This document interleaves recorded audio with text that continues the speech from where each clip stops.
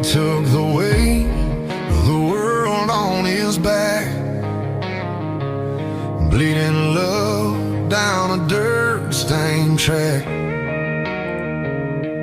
Every step cut deep, every breath in pain, still he carried my cross through the darkness and pain. I should have been the one, I should have paid that price, but mercy stood where I should have died.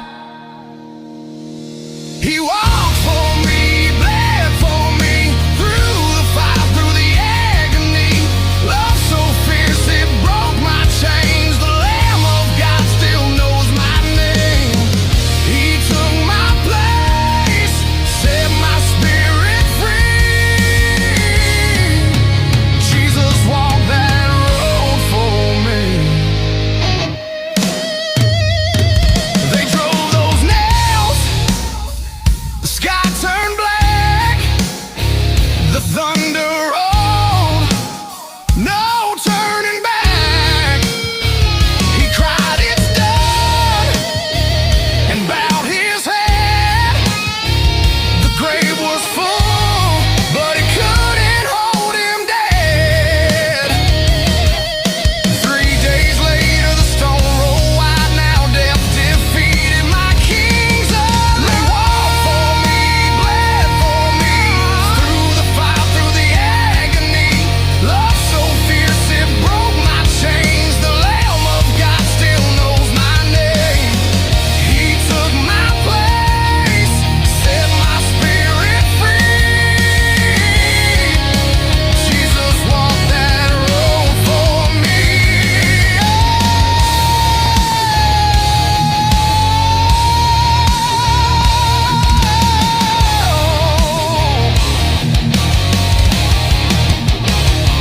Oh, the blood still speaks my name, washes me clean, burns away my shame.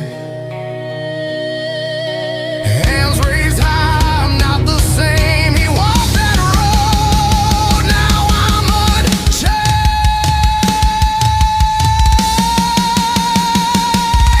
He walked for me, bled for me, carried my cross to set me free. Love, eternal victory, my Savior lives. He walked for me.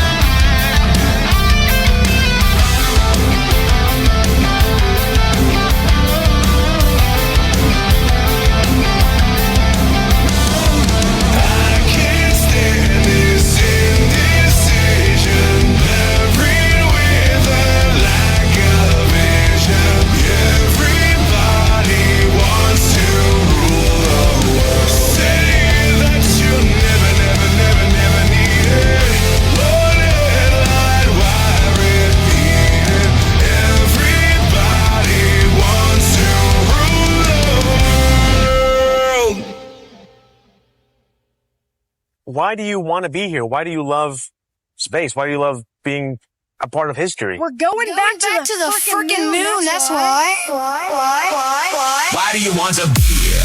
Why do you love space? Why do you love being a part of history? We're going back to the freaking moon, that's why. Why do you want to be here? Why do you love space? Why do you love being a part of history?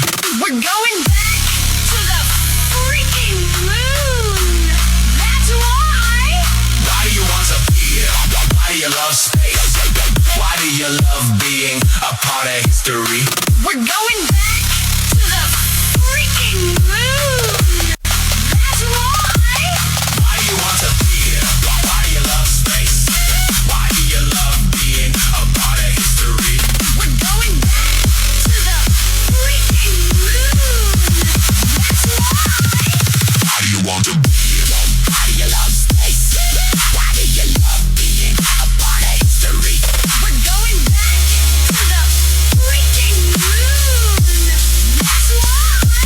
Why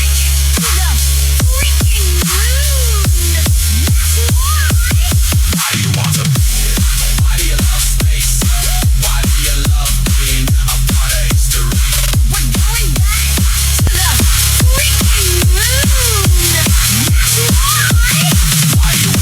Why do you love space? Why do you love being a part of history? We're going back to the freaking moon, that's why. Why do you want to be here? Why do you love space? Why do you love being a part of history? We're going back to the freaking moon, that's why. Why do you want to be here? Why do you love space? Why do you love being a part of history? We're going back to the freaking moon, that's why. Why do you want to be here? Why do you love space? Why do you love being a part of history? We're going back to the freaking moon. That's why. Why do you want to be here? Why do you love space? Why do you love being a part of history? We're going back to the freaking moon. That's why. Why do you want to be here? Why do you love space? Why do you love being a part of history? We're going back to the freaking moon. That's why. Why do you want to be here? Why do you love space? Why do you love being a part of history? We're going back to the freaking moon. That's why. Why do you want to be here? Why do you love space? Why do you love being a part of history? We're going back To the freaking moon, that's why. Why do you want to be here? Why do you love space? Why do you love being a part of history? We're going back To the freaking moon, that's why. Why do you want to be here? Why do you love space? Why do you love being a part of history? We're going back To the freaking moon, that's why. Why do you want to be here? Why do you love space? Why do you love being a part of history? We're going back To the freaking moon, that's why. How do you want to be? Why do you love space? Why do you love being a part of history? We're going back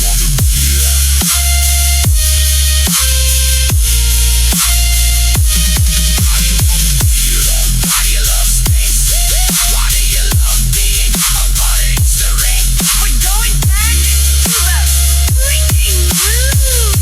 freaking moon, that's why. Why do you want to be here? Why do you love space? Why do you love being a part of history? We're going back to the freaking moon, that's why. Why do you want to be here? Why do you love space?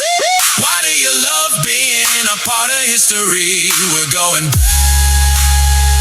to the freaking moon. That's why. Why do you want to be here? Why do you love space? Why do you love being a part of history? We're going back To the freaking moon, that's why. Why do you want to be here? Why do you love space? Why do you love being a part of history? We're going back to the freaking moon. That's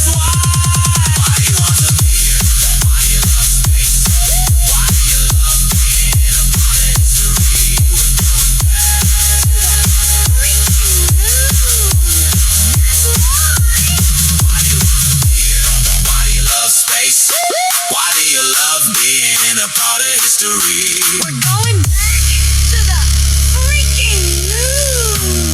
That's why. Why you love the fear? Why you love space? Why do you love being a part of history? We're going back to the freaking moon. That's why. Why you love the fear? Why you love space? Why do you want to be here? Why do you love space? Why do you love being a part of history? We're going back to the freaking moon. That's why. Why do you want to be here? Why do you love space? Why do you love being a part of history?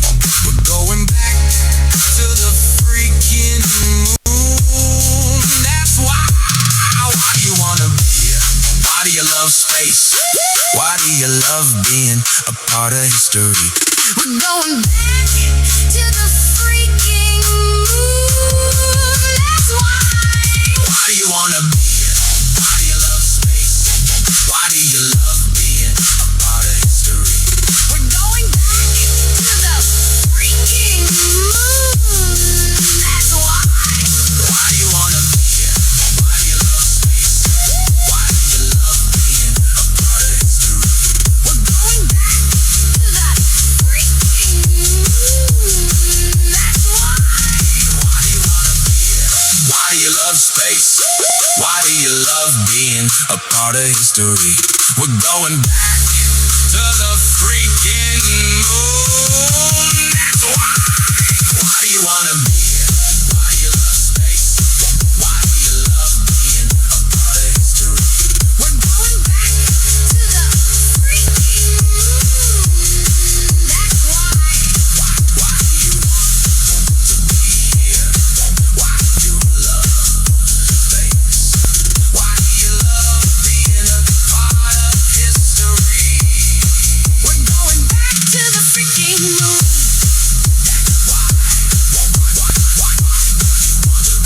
We're going back to the freaking moon. That's why. Why you love the fear? Why you love space? Why do you love being a part of history? We're going back to the freaking moon. That's why. Why you love the fear? Why you love space? Why do you want to be here? Why do you love space? Why do you love being a part of history? We're going back to the freaking moon. That's why. Why do you want to be here? Why do you love space? Why do you love being a part of history?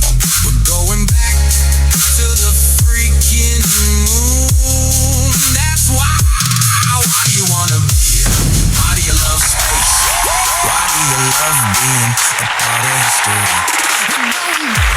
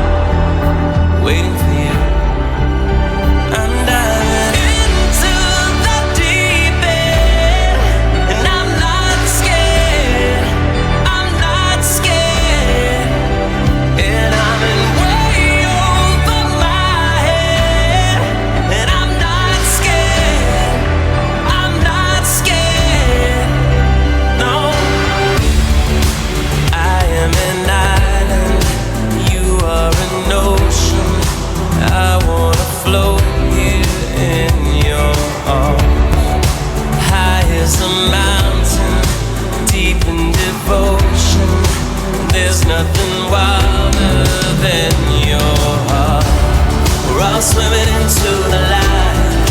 I want you by my side, and I'm right here waiting for you. Right here waiting for you. We're all living on borrowed time. I've been holding my breath all night, waiting for you.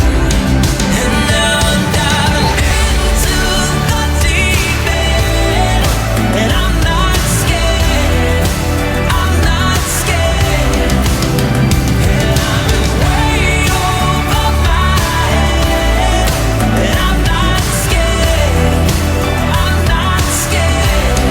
No, I'll follow you straight to the bottom. Not afraid, hell or high water. I wanna dive into you. I'll follow you straight to the bottom. Not afraid, hell or high water. I wanna dive into you. I'm underwater and I'm on fire. And now I'm diving into the deep end, and I'm not scared. I'm not scared. And I'm in way over my head, and I'm not scared. I'm not scared. No, I'll follow you straight to the bottom. Not afraid, hell or high water. I wanna dive into you. I'll follow you straight to the bottom. Not afraid, hell or high water. I wanna dive into you.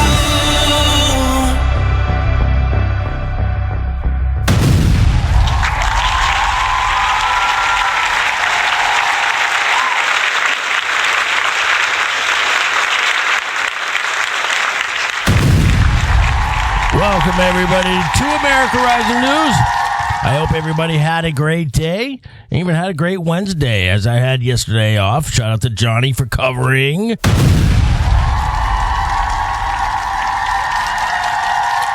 How was everybody's day? How was Feisty's day today? It was good. How was yours? I feel like it's been forever since we talked. Well, we have. I've been laying low. Actually, I've been staying out of the spotlight. It's not that I've been laying low. Oh. I've been working on multiple projects at the same time. Deep in research. How did I guess? It's just coded in my DNA. It is, and I love that about you. You have many glaring features. Your love and deep research is incredible.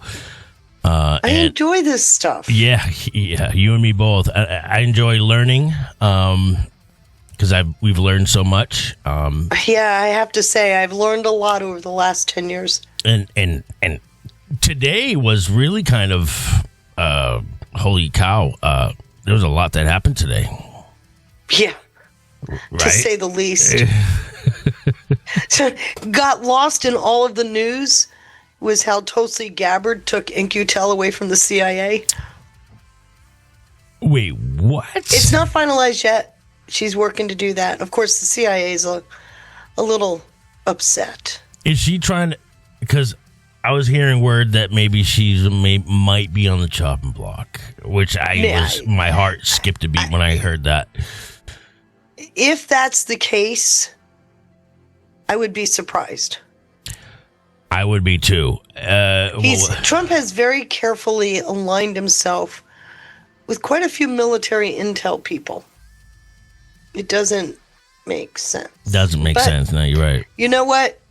Hey, Bondi's gone, so. And I'm not seeing too many people upset about it.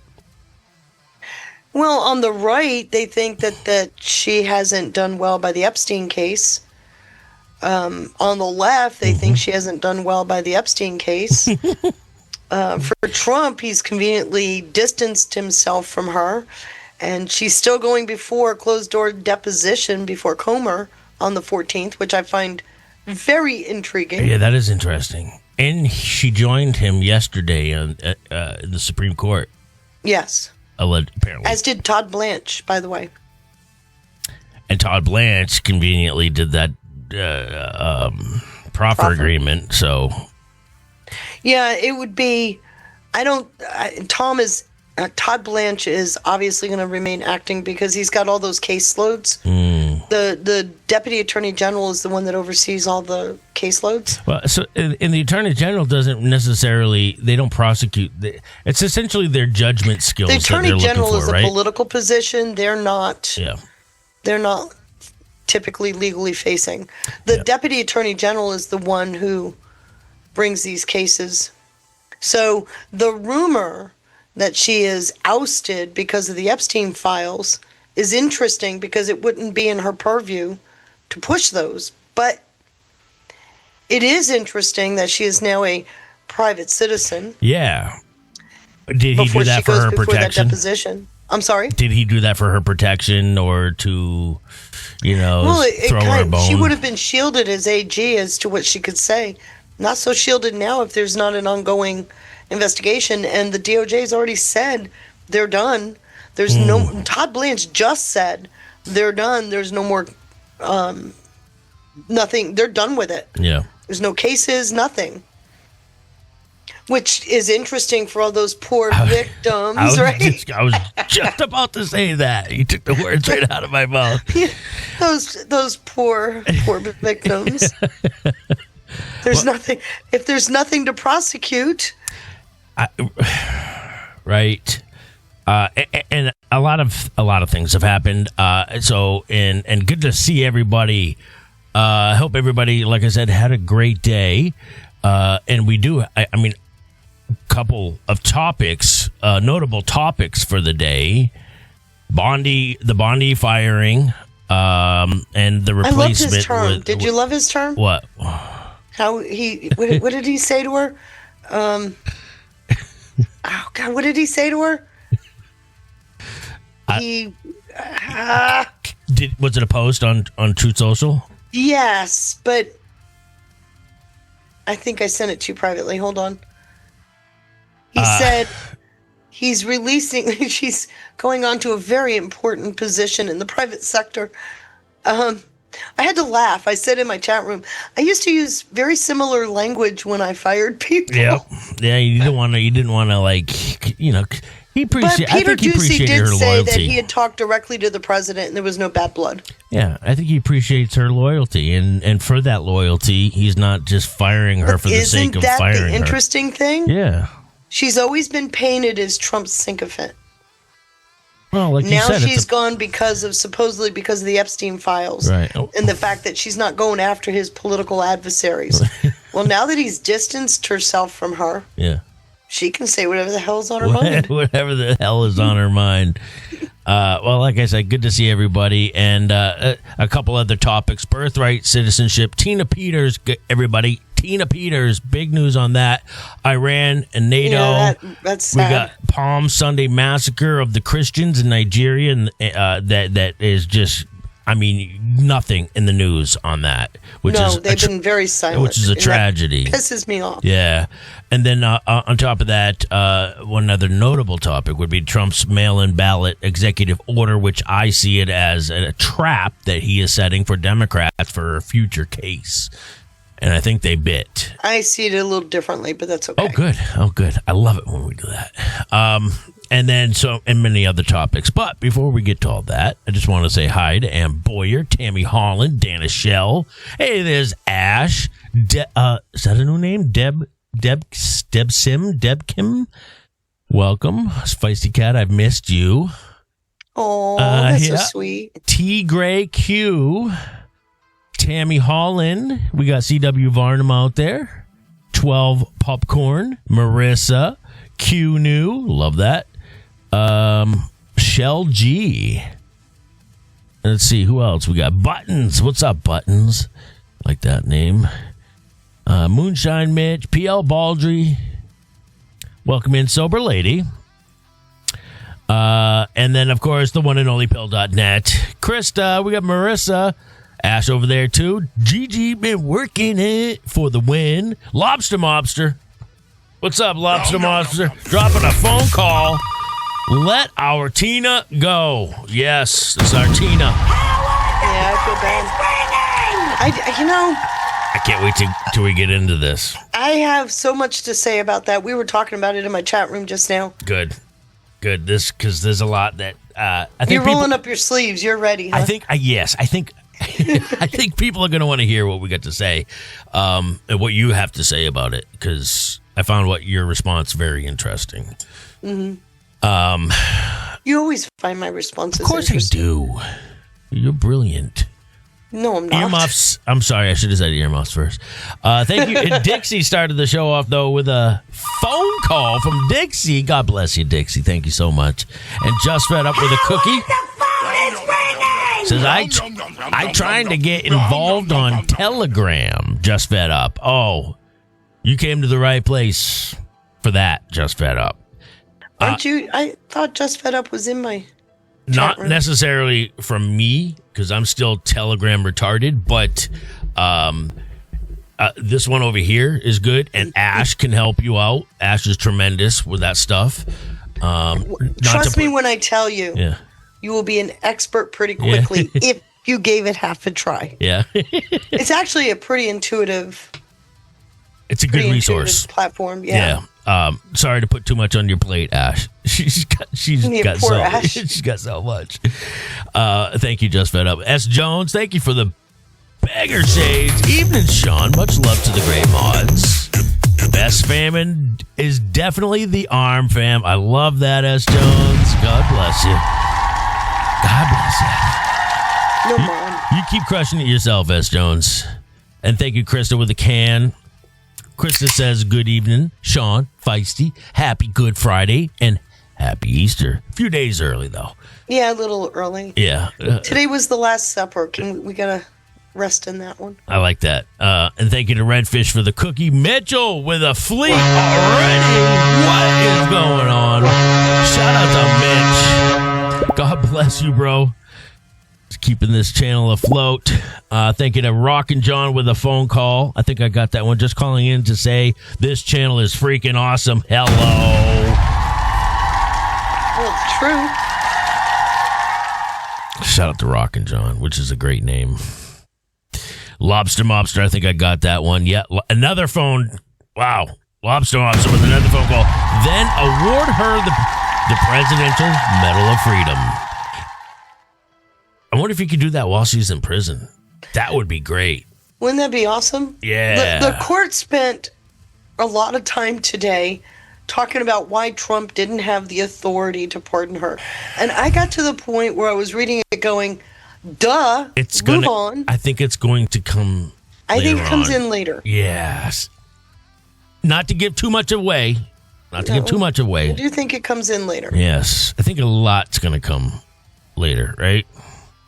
Yeah. It's looking that way. The Peter Tickton thing is pretty important. Setting the stage. And remember, he met with who? Ed Martin?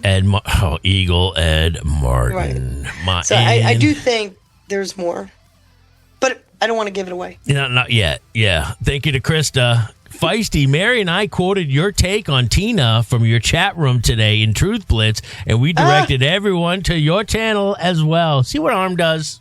Well, thank you. Rising tides lifts all ships. Way to go, Krista. When I read that, I was pissed. What? I'll explain it. Okay. Good call. And wow, S. Jones with another phone call for Feisty being on tonight. Oh, look at that, S. Jones.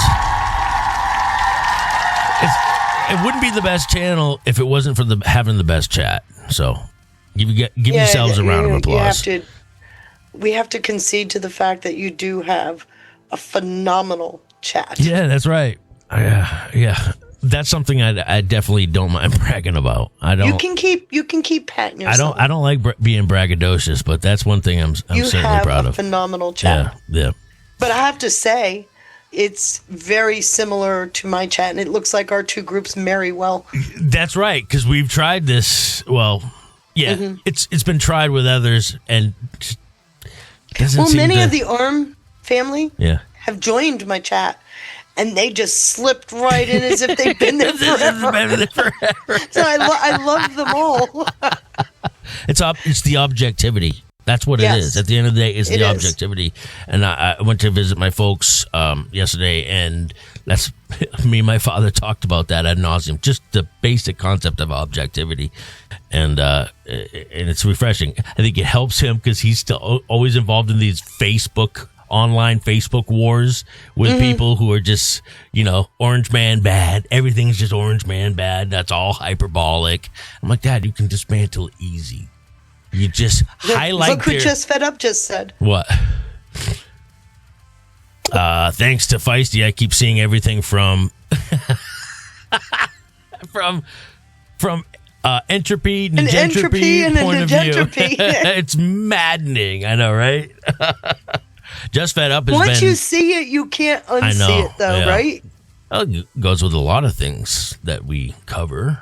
A lot of It things sure that helps you understand the news. quite a bit. Oh, there's something I might have to talk to you off camera about, but yeah, I'm not even gonna preface it because I don't want to give it away. Yeah. So again, welcome everybody. Good to see Sir Lurks a lot. Austin woman. Guys, show some love to our amazing, beautiful, badass mods. When you see them out there in the chat, they work their asses off, and they do it out of the kindness of their heart because they believe in what we do. So we appreciate all that they do. So thank you in advance. All right. Now, a couple of bullet point things. Hegseth just ousted 2 more senior Army officials. And you know who they were connected to? Lloyd Austin. But nothing's happening, guys. No. Does anybody know about Lloyd Austin and how I call him the Mick Boy Toy? Yeah, Star Trek or Star Wars, the guy. That's all every time I hear Lloyd Austin, I just see the mask. I am not your father. Yeah, the mask and the whole, he had the double mask and the plastic thing. Fuck. Yeah, but he was the Mick Boy Toy, and Pete Hegseth just said, see ya. Yeah, gotcha, bitch. Shout out to Pete Hegseth, doing a wonderful job. White House just debunked fake news reports of Tulsi Gabbard's firing. White House did what? Debunked fake news reports about They Tulsi also Gabbard's debunked it firing. about, I know, but They you notice debunked how it they about- keep having to do that? yeah. Maybe they want her out of the way. Maybe. I'll be real honest with you. She doesn't have to agree with Trump. So if you're No, looking for you're right, somebody she that doesn't. 100% agrees with her boss, that's not who Trump is. But she's done nothing to show that she will counter his decisions. Does her opinion even really matter?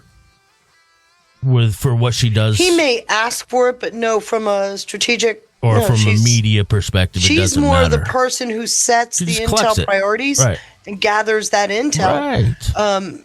Could she have an opinion on the intel she's gathering? Of course. But and if That's she doesn't between agree him with and the her. president, that's fine. The problem becomes not that she doesn't agree with him, is if she doesn't follow through with his direction. And I don't know about you. I haven't seen that. So that would be an indicator. If we ever heard her or any of the future DNI speak out, offer their opinion to the media, something like that, Against the president. president, that would be That's a a strong. very different Okay. story. All right, yeah. So it is reported that she and the president don't see eye to eye, but it's not. It hasn't. It shouldn't hasn't even evolved be- into a performance thing. Yeah, that shouldn't even be on. That shouldn't even be made public. That should. I feel like that should stay in house. You know. Well, with the leaking, I'm sorry. Yeah. Well, You know, all these. Well, if leaking's let's happening, just point out that a lot of the news came from where? The Guardian, the Daily Mail, the Guardian's UK. the worst. UK, gosh, UK is getting hammered right now, and I Right. love it. The right UK, not. I'm sorry, not UK. We love our United Kingdom Right. citizens, and oh my gosh, I watched it. Oh gosh, I don't know if you watched that Enoch Burke. You know who Enoch Burke is in Ireland? No. Enoch Burke was a teacher in Ireland who was not espousing the they thems, was not referring to one of his students as they them, so was arrested. He's been in prison for 600 days because he refuses to call the kid a they them. They just arrested his mother and sister yesterday. Yeah.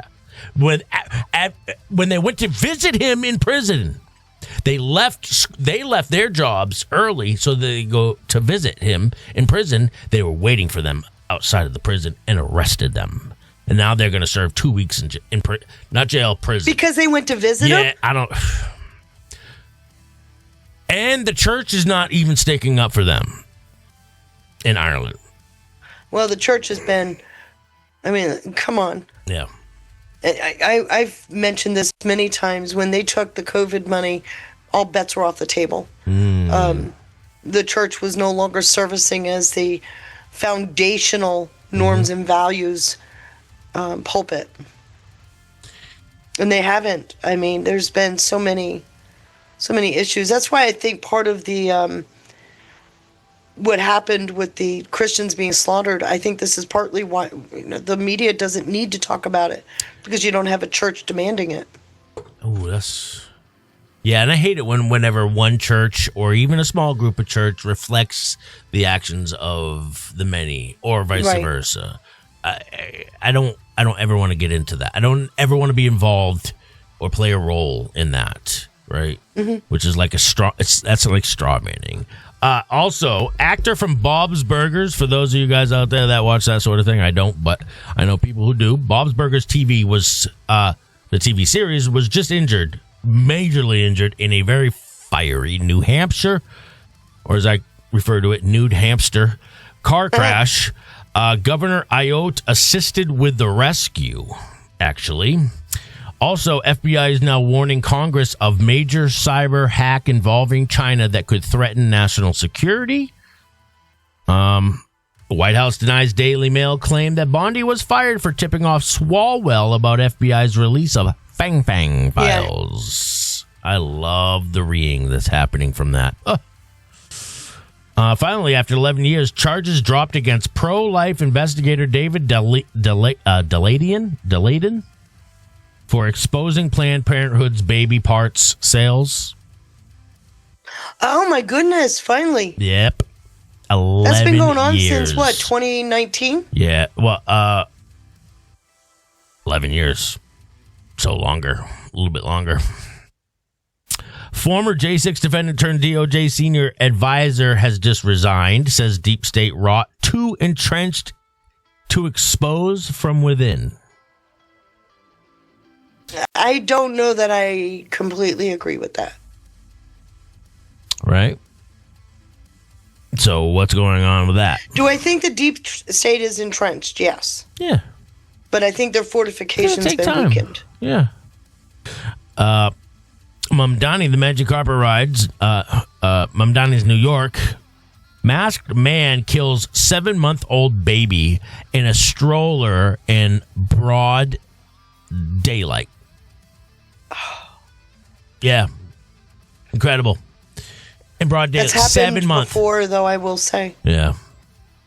The IRGC Commander General Muhammad Ali Fatali Zadeh, these freaking names, latest Iranian leader killed in U.S.-Israeli strike. Also, British law enforcement no longer policing social media posts looking for non-crime hate incidents as commissioner celebrates increased ability to investigate real criminals. Huh? That actually came out last week, that they were pushing back on going after hate crimes. Good. Because people are starting to really get really pissed off now. It's not politically expedient, right? You know what I watched last night? And I have to play it. I'm going to have to play it. I want everyone to drop a 1 in the chat. If you better yet, drop a 17 in the chat. And I don't know, have you seen the Melania? Yeah. It's pretty good. Yeah. It's really good. The song. Yeah, it's free on Prime, by the way. Yeah. The song choices I found very interesting. And she is anal. She's what? Oh, She's yeah. anal about all of that. She selects everything. Very detailed. So, if you guys would be interested in watching that, I'm going to have shout out to Chris Doom if he's watching. I'm going to have to see if he can get me that, the Melania movie, because, boy, there's some nuggets in that. There's got to be. It's good. Watched it a couple times. It's really good. You know what jumped out at me was her conversation with Brigitte Macron. And then my mind instantly went to Candace. Right? I know. I did the same thing. I thought there's obvious coordination between the heads of state. Yep. Right? Now I know why. And then Trump asked her, either directly or indirectly, can you just tone it down against Brigitte? Just a tad. And she didn't. She actually threw him under the bus and doubled down instead. Right. Yikes. It creates a diplomatic issue. Mm-hmm. It sure does. Look at all those. Okay, wow, 17s. Look at all those 17s. All right, let's do it. We'll do it. Depends on when I get it from them. It's a little over an hour, I think. Yeah, it's like an hour and a half, isn't it? Yeah, I think so. And it is really good. All right, before we really get into it, I'm going to eat and play some Jesse Waters real quick, if you don't mind. So, in other words, you're playing Jesse Waters so you can go eat. Yes. Yes. Okay, Well, got it. I like to start off with some. It's kind of a tone setter. Thank you to Krista with a cookie. Sean, check your telegram. I just forwarded. Thank you, Krista. See, that's what I love. Our team. We have the greatest team. Thank you to. Let's see, Artist 61 with a cookie. Evening, Sean and Cat. Like Denny calls it, Cat. Yeah, Kitty Cat. All right, guys, thank you for the support out there. Please consider hitting that red pill over on Pilled. Hit that like over on Rumble. And if you're listening, lurking on X, hit that like and share it out. And maybe, God willing, tonight, I'll play Melania later on. So. Oh, I love that movie. Yep.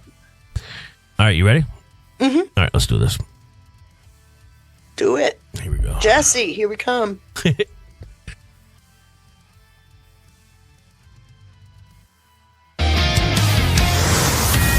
Fox News alert, we just struck a major target in Iran. The country's largest bridge right outside the capital.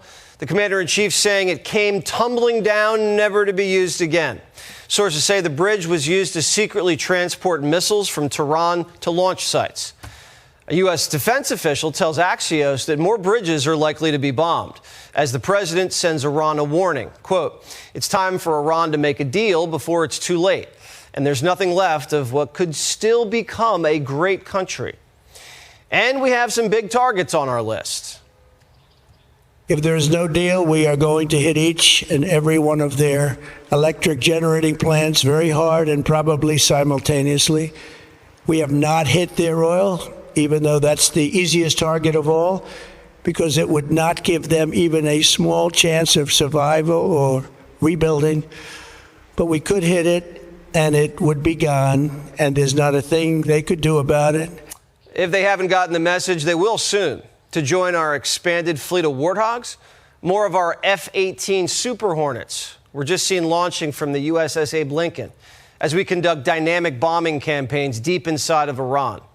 To help our jets and bombers, our KC-135 Stratotankers and KC-46 Pegasus aircraft have been refueling mid-air to maximize time in the sky. Meanwhile, on the high seas, the 31st Marine Expeditionary Unit on board the USS Tripoli have been simulating amphibious assaults. They're right off the coast of Diego Garcia, out in the Indian Ocean. The Marines are available for straight operations if they get the call. Plus, we just got some new toys. The U.S. Army just developed next-generation grenades. It's the first grenade developed since Nam, and it uses shock waves to kill instead of shrapnel. What did he say? The blast will rupture everything inside the enemy's body. These would come in handy in close-quarters combat on an Iranian island or a port.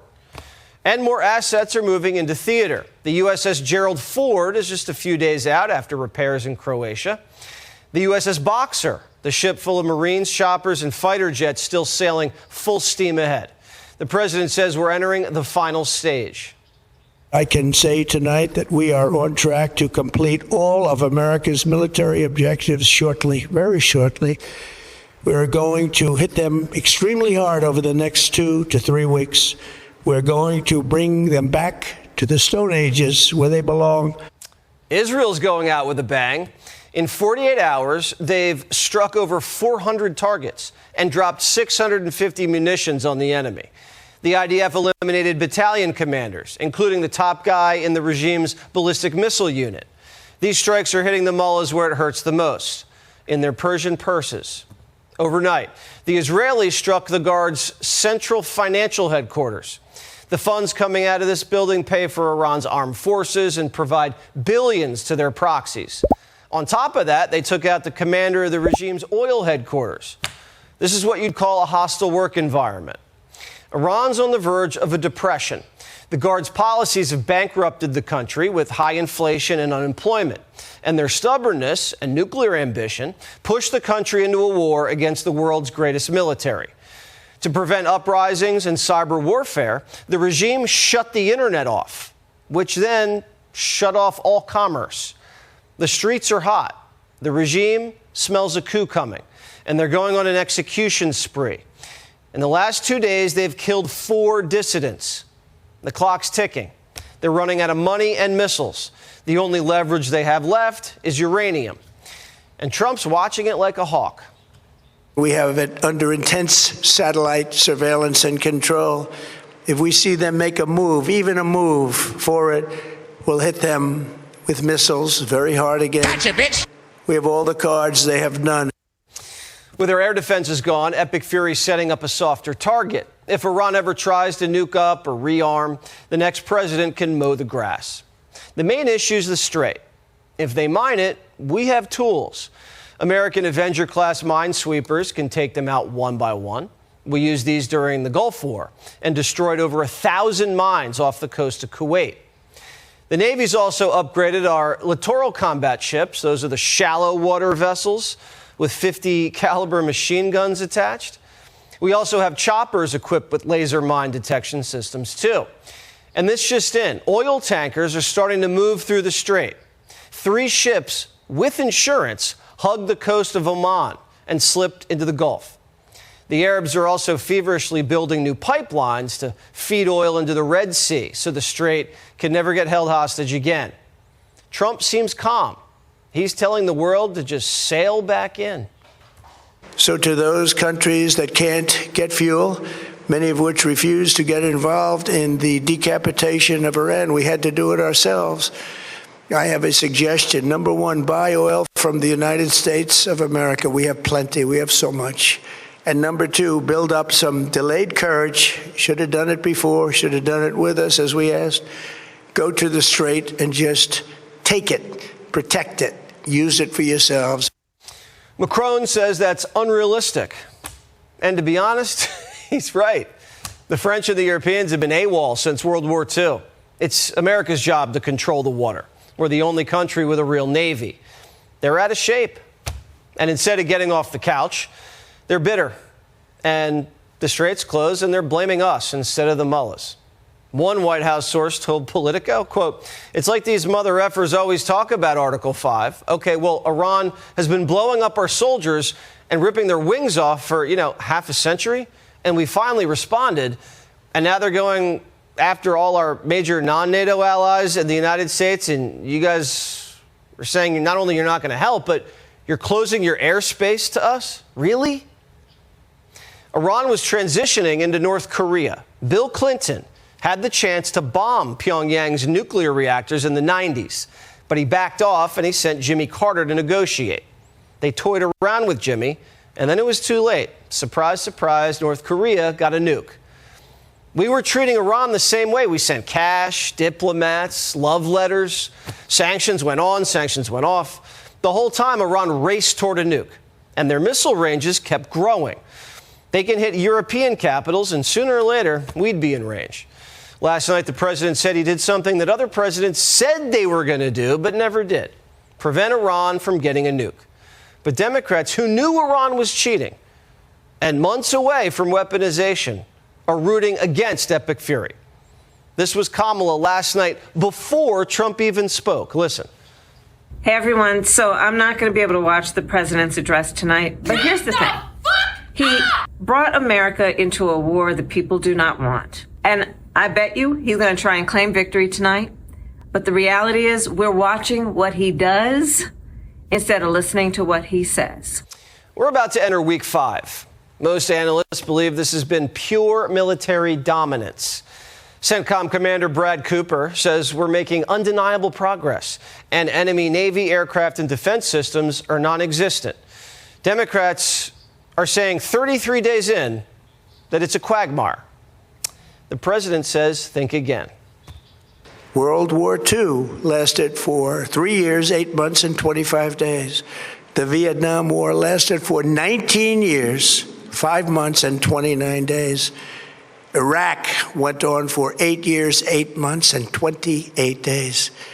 We are in this military operation, so powerful, so brilliant, against one of the most powerful countries for 32 days.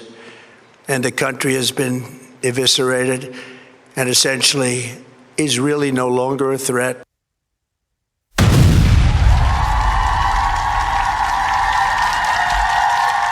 Wow, pretty good coverage there. Any thoughts? Yeah, I think there's kind of a dual track going on. Isn't it weird that Trump said on the 14th of March that all the military targets on Kharg Island were removed? Remember? Yes. And now he's talking about taking Kharg Island. But I thought, so you're talking about military targets that were securing the oil. Right. Oh, yes. He said that back on the 14th of March. Yes. That those were removed. And Who removed them? We removed them. Oh. We strategically went in and made sure they had no launch capability off the island.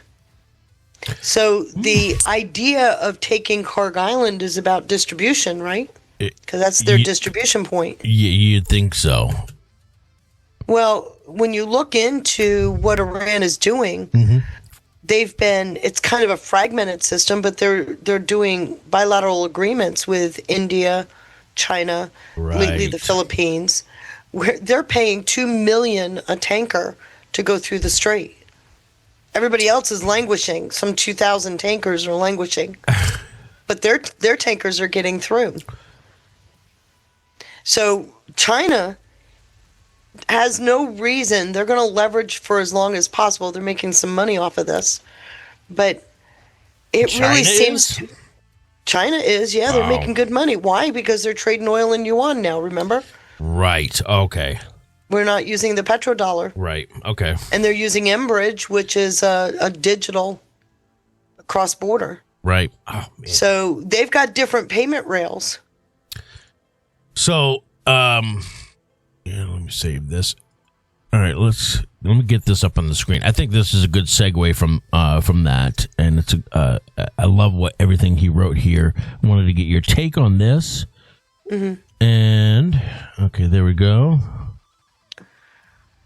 I like this account. This guy seems to be over the target a lot. It says, breaking: Trump told the world to take the strait. Said, take the strait. The world went to the United Nations to get permission. Russia, China, and France said no.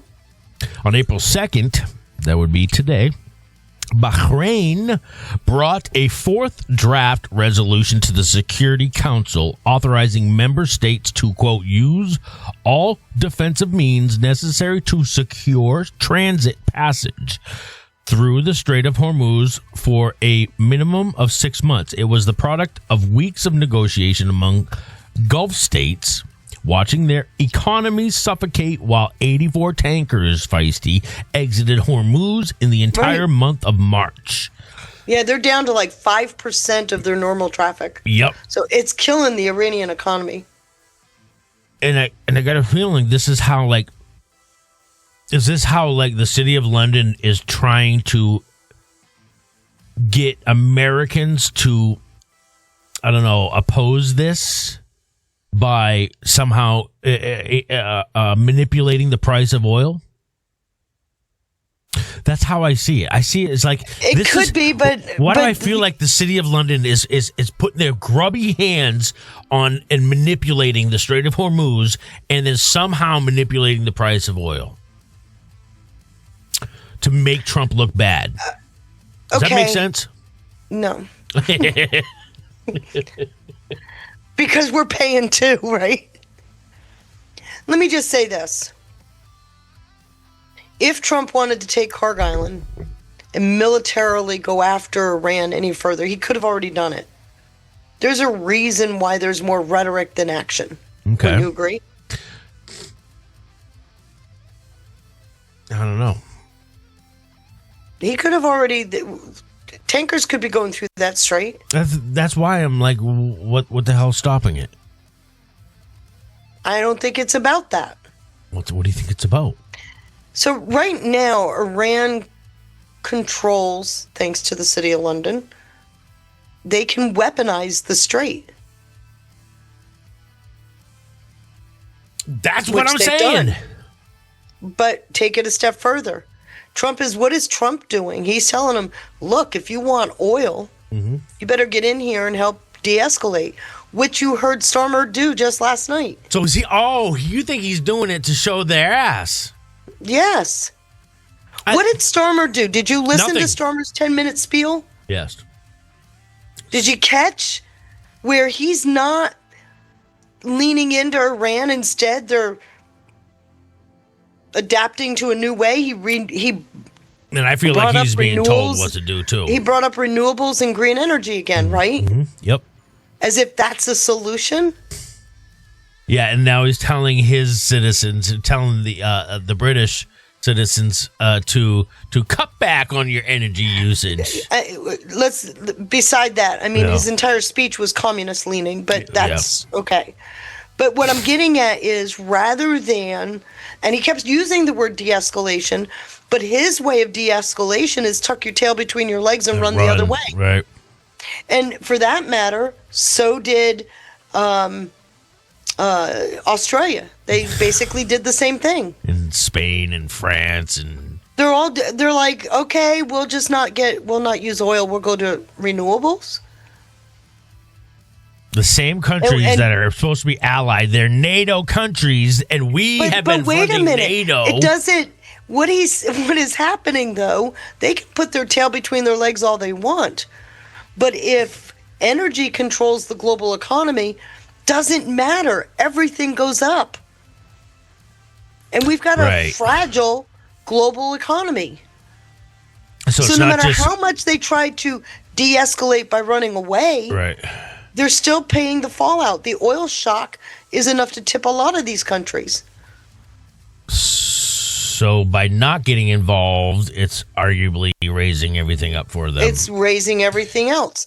They're trying to paint this as a war Trump started. Which, good luck with that.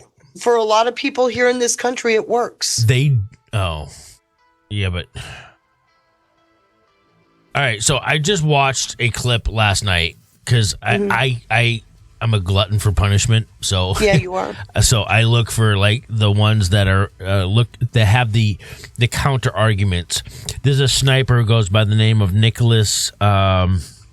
Is a retired sniper for I think he was a Marine. Dreadlocks. He's been interviewed a whole bunch of times. Somebody in the chat will say his name, Nicholas something, and he's all like, and he's totally against it and thinks it's all the typical shit. Oh, he says it's only for oil. I'm sure that's a component of it, but come on, it's not just. I think it's about something much more. Well, whoever controls oil is probably not controls oil, controls the movement of the oil. Yeah. Which is why China is a threat right now, because they not only can get the product, but they're able to move it because they got payment rails. We've got SWIFT. Oh. I see. And if you've got countries moving away from the petrodollar, that's a threat to our country. Right. And in Europe's answer, well, we're going to put up more windmills. They're showing their ass, and it could be a convenient out for Trump, for NATO. Well, I think what he's doing is he's saying, look, you can run and hide all you want, but this is impacting you directly. Yeah. And I think what the carrot and stick thing, by saying he's going to take Kyrgyz Island, or all of this escalation rhetoric that's going on, we can do it. And I have no doubt our military could go in and just, slice it off right away. But there's a reason why he's holding back. And I think it's more about an international coalition to ensure oil moves through the strait. Yep. And you're right, Dennis Shell. Europe is in big trouble. They are in huge trouble. Big trouble. Yeah. And it's funny because you got Poland. Poland's out there saying we need to go back to the status quo, and then you got Orban going, fuck the status quo. Did you find that unusual from Poland? Not lately.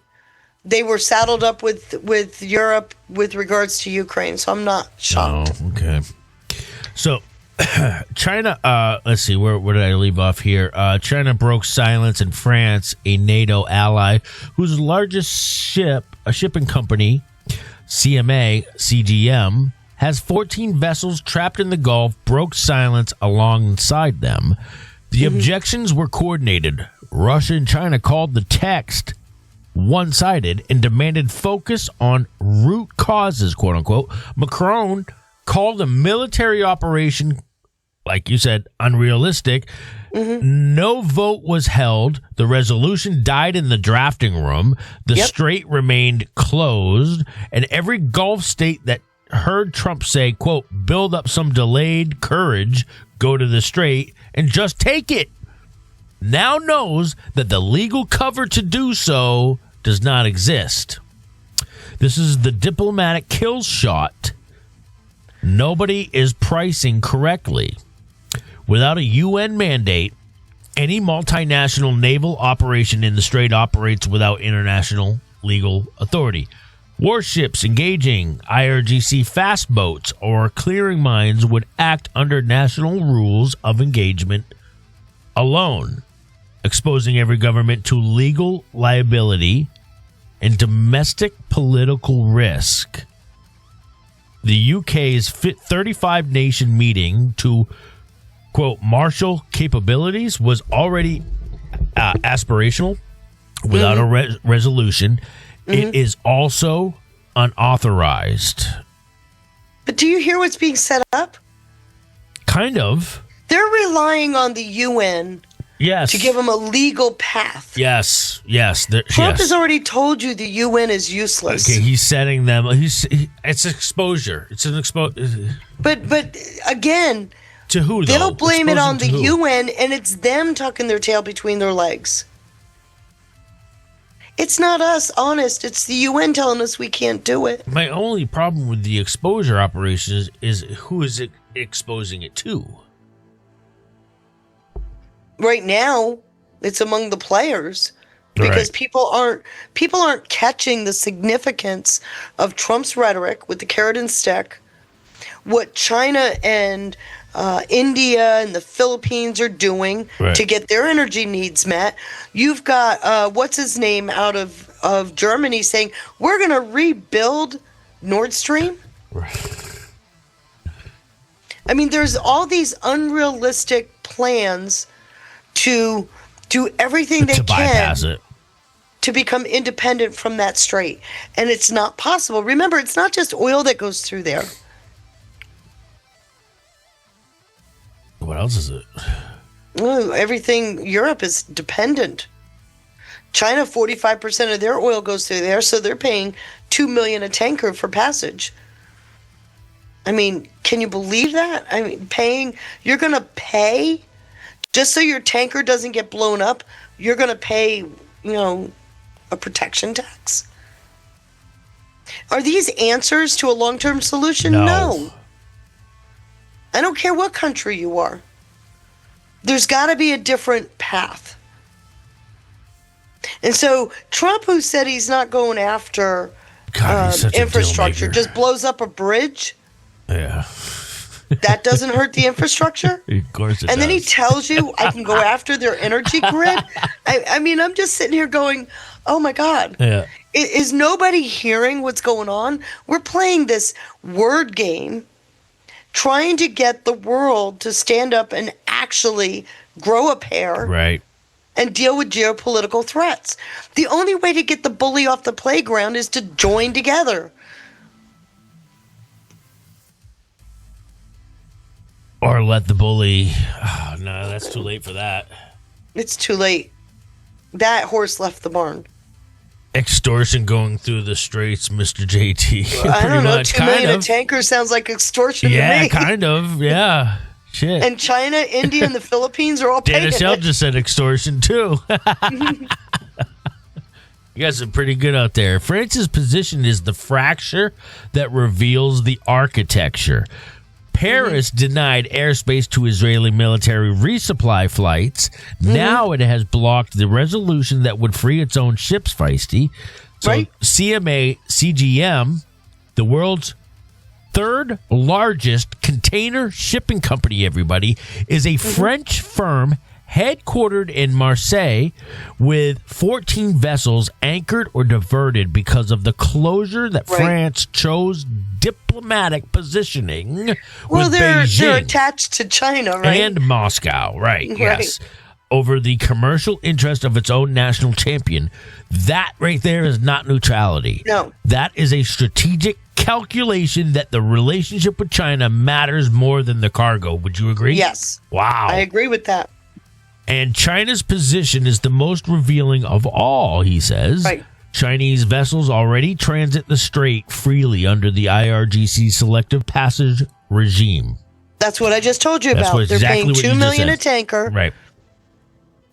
And China does not. China's willingly. Okay, wait a minute though. Okay. China's willingly being extorted because remember, 45% of their imports come through the strait. So they're being extorted when their own economy is frail. How long do you think China can do this? So by Trump saying just go in there and take it, he's almost putting the ball in their court.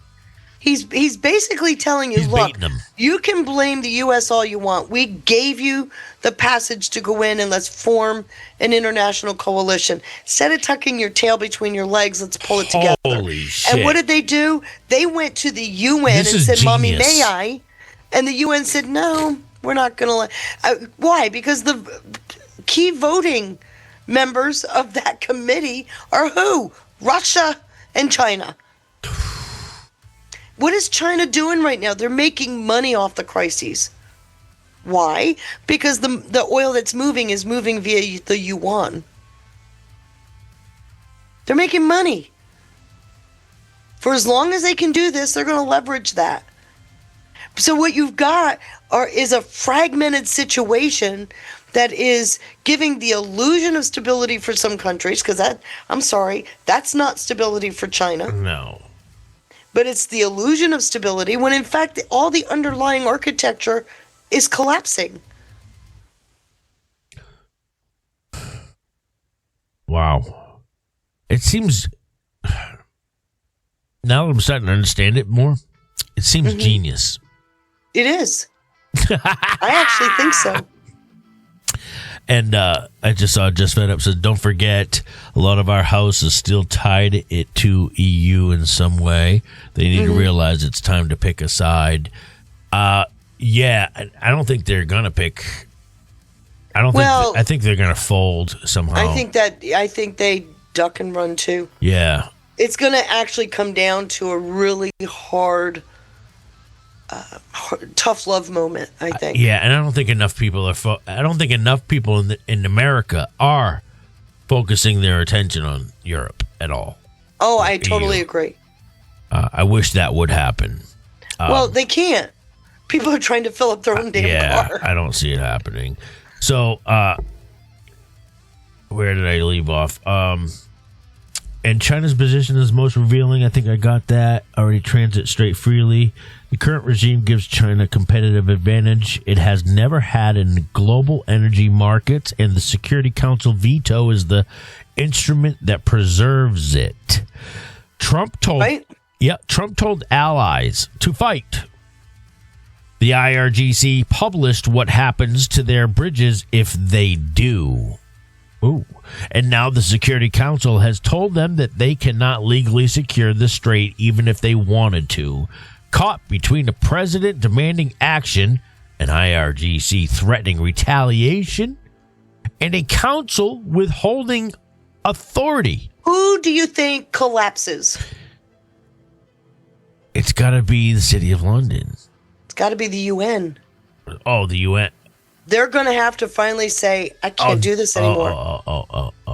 It comes down to money, right? Yeah. If you're, I'm sorry, windmills don't fix what's happening. Wow. Genius. Like I said, Trump has already told you the UN is useless. The strait is not just closed by Iran. It is closed by the international order itself. This is what I've been wanting to know. So for anybody out there wondering, wow, whose authority, who's the one responsible for closing it in the first place? It is closed by the international order itself. The alliance did not break over a threat. It broke over a choice.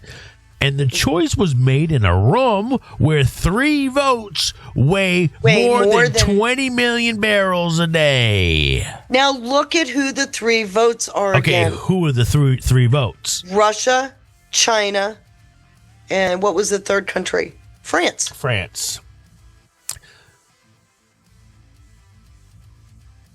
So those 3 votes could end it all. I think it forces... Can I use the word? Yeah, but see, now if China... I want to use the word. China, you can.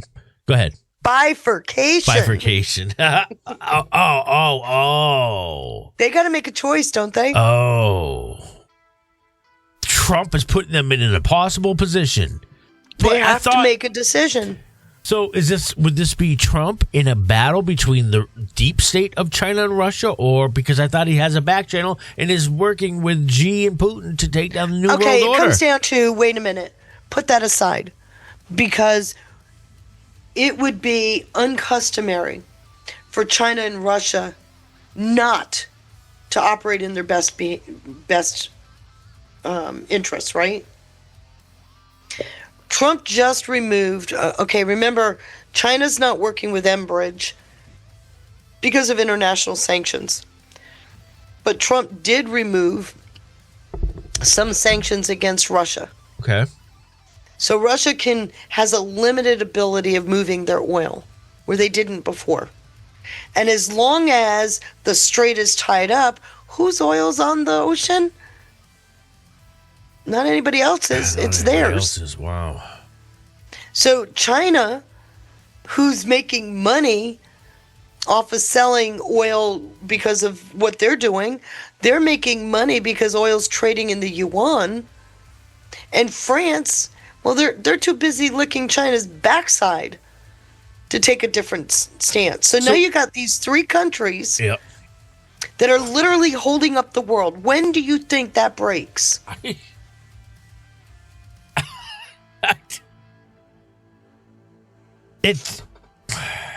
I don't know, man. And how does it break? What do they see? My question to you, because you realize that the economy, the engine of the economy, is energy. Yes. Without it, nothing works, right? Now, I don't care if you're buying, a seed to put in your garden. The price just went up exponentially.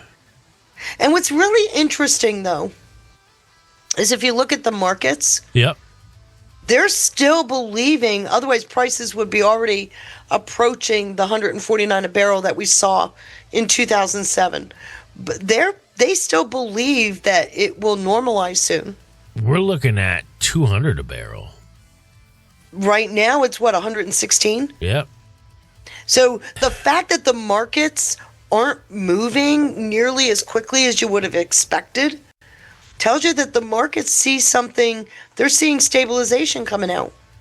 They're seeing de-escalation. They haven't priced what's going on into their own markets yet. Really? Why? You explain to me why it's not 150 a barrel. I don't understand how it's affected so quickly anyways in the first place. Well, it's futures trading. Which is bullshit. You price it based on what you think is going to happen. Yeah, which is bullshit, by the way. That is how it's done, but be easily manipulated. They're obviously not thinking this is long term. And Trump just reminded us today, or yet last night, how much reserves we have. Right. Incredible. So, and Russia, the majority of what Russia uses goes towards its military. Right. Well, it's now going into Cuba. I saw that too. So, holy shit, what's really going on? So what can they do? Who's they? What can Russia or whoever the opposition is right now, whoever it is, Russia, China, and France. I don't think it's Russia, I don't China, think and so France. either. That's why I can't think it's say the that. rest of the world saying, I can't play this game, and they call in their cards. But what is the enemy? Whoever the enemy is right now, what do you think they can do, or what could they be thinking that they could do to get Trump to, I don't know. Why are they prolonging it? What are they attempting to achieve? I don't know. Ask your child when they insist on touching what you've told them 30 times not to touch. Why they keep doing it. Don't touch that soap. You're going to burn yourself. Don't touch it. All right, you want a spanking? All right, touch it. All right, touch it. Watch what happens. That's what I do. So that was actually I thought it was pretty good. Shanaka at Shanaka 86 at Shanaka 86. He's very articulate. I like that one. That account. Well, he's trying to get Iran to take Trump's threat seriously. He is? He is, yeah. He's saying to Iran, you got to take this threat seriously. He's also telling the rest of the world that the risk of escalation is like on a dime. You better be careful. So it's a pressure campaign that supports Trump. They're all saying the same thing. This is what got me. Yes. When you hear them all talking about de-escalation, it's not our war. We want to make sure you know this. It's not our war. And we're going to de-escalate. We'll put up more windmills. I mean, I found that the most incredibly backwards comment ever. And at the same time, talking about how they're going to protect their people with all these neat communist-style programs. What the hell are you watching? I was looking for something, and yeah, the algorithms are really fucked up. It's because you keep opening them. Yeah. All right. So this brings. All right. So the next. Do you have Peter Ducey's comment? No. Do you? Yes. Of course I do. It's in the digs folder. All right. And the reason why I say that is because he talked to Trump directly. If you go up to 1:11 p.m. this afternoon, I sent it to you. Okay. Oh, I see it. He talked to Trump directly, and I think you want to hear that before that piece you're about to play. Oh, about Bondi? Okay. Yeah. All right. So switching topics here real quick. We might come back to the Iran stuff a little bit later, but and thank you to Chris. Both Krista and Chris sent me the Melania thing, so thank you guys. And Mitch, shout out to Mitch with a pair of banger shades and a phone call from the great Mitchell DM27. God bless you, bro. Thank you so much. Attorney General Pam Bondi will be leaving her position in Deputy Attorney General. Todd Blanche will be replaced in the interim. According to Fox News, Peter Ducey says she is going to get a different job within the administration. It doesn't seem like there's any bad blood. She's not getting a different job in the administration. Trump put out that she is a very important position in the private sector. And you think that's bullshit? Well, I told you. I've used similar language when I fired people. We're releasing you to your better self. When you fired people that you didn't want to, that you actually liked and didn't want to humiliate? That was humiliating. Oh. Okay. Wow. Okay. Well, here is this clip. Peter. Kaylee, I just got off the phone with President Trump. We have a big scoop. Pam Bondi will soon leave her job as the Attorney General. That's the biggest scoop, by the way. She is going to get a different job within the administration. It doesn't sound like there is any bad blood between her and President Trump, but it does seem like they want her to go and do something else. And in an interim role, she will be replaced by Todd Blanche, who is currently her deputy at the Justice Department. So it doesn't sound like Blanche is being elevated long term to the Attorney General. There might be somebody else that the president wants to go in there. Shit, Rocket John. But President Trump soon will announce to the entire world that it is the end of Pam Bondi's time as the Attorney General. He still thinks that she is a great person and that she did a good job. And he still wants her in the fold because she will still be an important part of the administration, he tells me. But no longer as the top law enforcement officer of the United States. That, at least for a little while, is going to be Todd Blanche. Ducey, Heard it here first. That's rather big news, and I'm sure you don't have the answer to this, but there have been some rumored names to replace her. Did you happen to... He just said Todd Blanche. Yeah. Well, why is she asking him? Okay, so Todd Blanche is acting. He's not suggesting Todd Blanche is going to be put through to You know what name I'm hearing? Lee Zeldin. Zeldin. Damn. Which would be interesting because Lee Zeldin is a confirmed position. He doesn't need to go through that process again. As AG? Yeah. Trump did this in his last term. He wouldn't have to be confirmed? He's already got a confirmation. Wow. By the way, Rock and John. That's how Barr moved. Not Barr. That's how Pompeo moved from the CIA to Department of State. Same process. Shout out to Rock and John with just upgraded to a 3-month diamond tier subscription. Holy shit, Rock and John.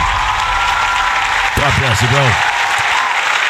And by the way, we're working on new stickers for Patriot Badasses and a new title altogether. So there'll be an update on that one soon, guys, for all the subs.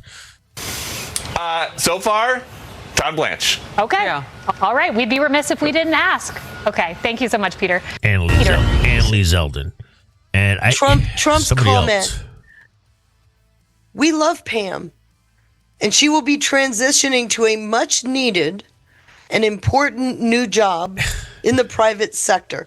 Tell me that's not humiliating. It's kind of, but would it be more humiliating if he just outright fired her? He's done that before. I don't know if humiliation is the focal point. He's never gone to this kind of a comment. Okay. Yes, he has. Not the much important private sector job. What I see him doing is distant. He didn't say it this way. Even though it's not private sector. He moved her to a position within the administration. Yeah, but Pam Bondi's out the door. Where else would he put her? I mean, you can't. I mean, this is top job. AG is top. Like, you don't get any higher than that, right? She could still do something else. But he's moving her out the door. Kristi Noem went to the Peace Board or whatever that. Shield of Americas. Yeah. Shield of, yeah. All right. Which, I mean, that was a pretty big step down, don't you think? What, Shield of Americas? Of course. From DHS secretary? Of course, that's why this feels like that. Yeah, but she's not getting a Shield of America position. She's getting shown the door.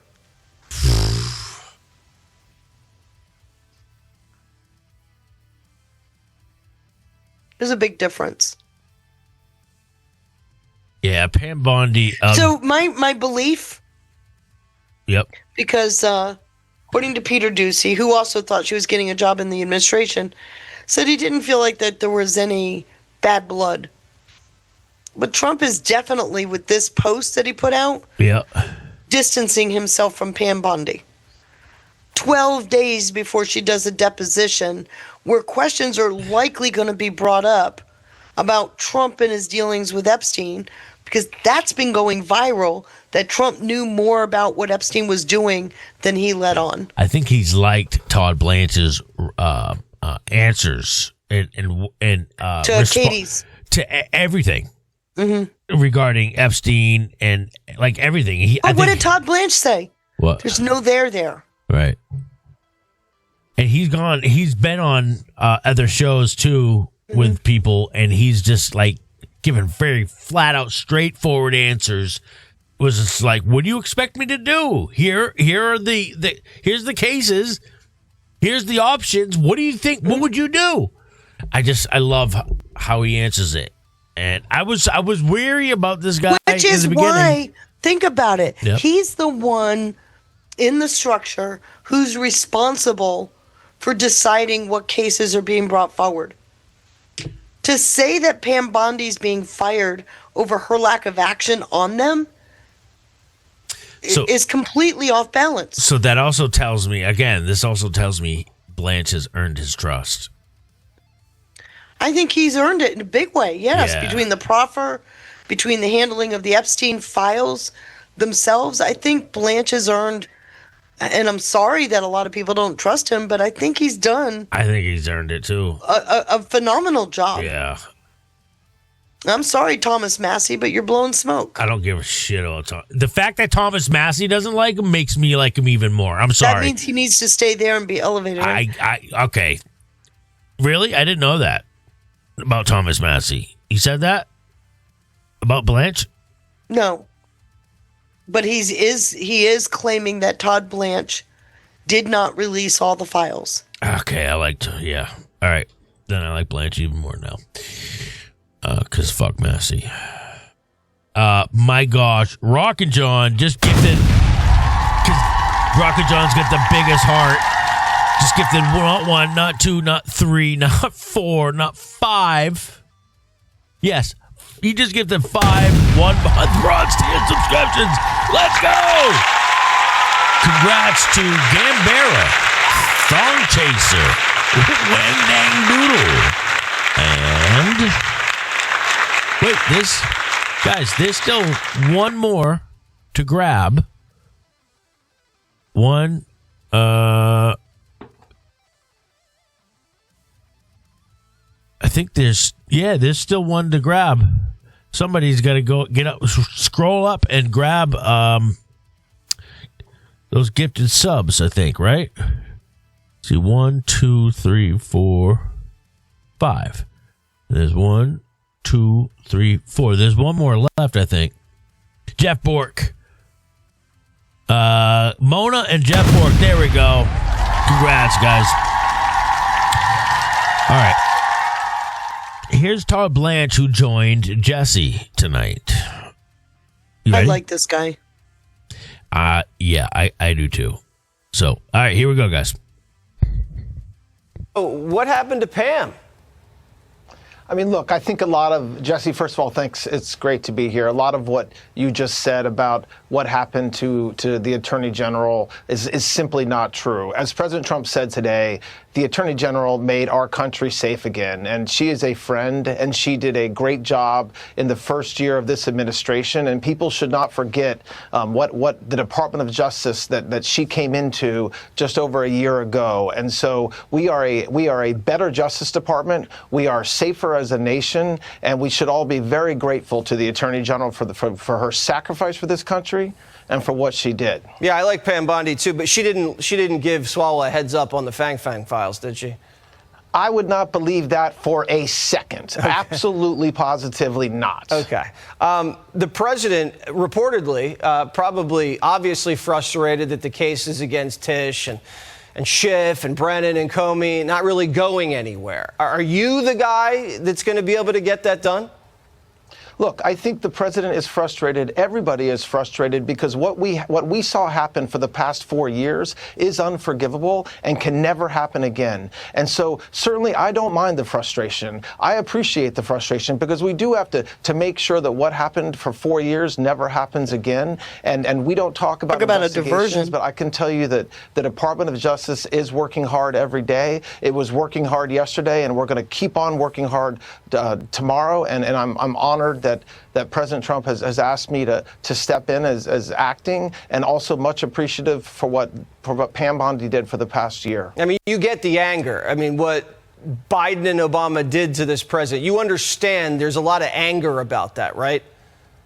Not only do I understand, I lived it, Jesse. You don't forget, I was on your show the night 2 years ago, the night that President Trump was found guilty in Manhattan in the middle of the lawfare. So I do not need I had a firsthand accounting of what happened. And so, yes, I understand it. The American people understand it. And I know that the American people expect that it will never happen again. And we take that seriously. Yeah, you fought that case hard. You absolutely did. Now, the Epstein files, you'd agree, not handled well? No, and I don't, first of all, I have never heard President Trump say that the Attorney General that anything that happened to her had anything to do with the Epstein files. And so, look, the Epstein files has been a saga that's lasted for the past year. And what happened when the president signed the Transparency Act is the Department of Justice has now released all the files with respect to the Epstein saga. And the Attorney General Bondi and I appeared in front of Congress voluntarily a couple weeks ago to answer any questions they had. We have made every single congressman, senator available to come and see any document, redacted, unredacted, that they want. And so I think that to the extent that the Epstein files was a part of the past year of this Justice Department, it should not be a part of anything going forward. Okay, well, I mean, you've combed through these files, right?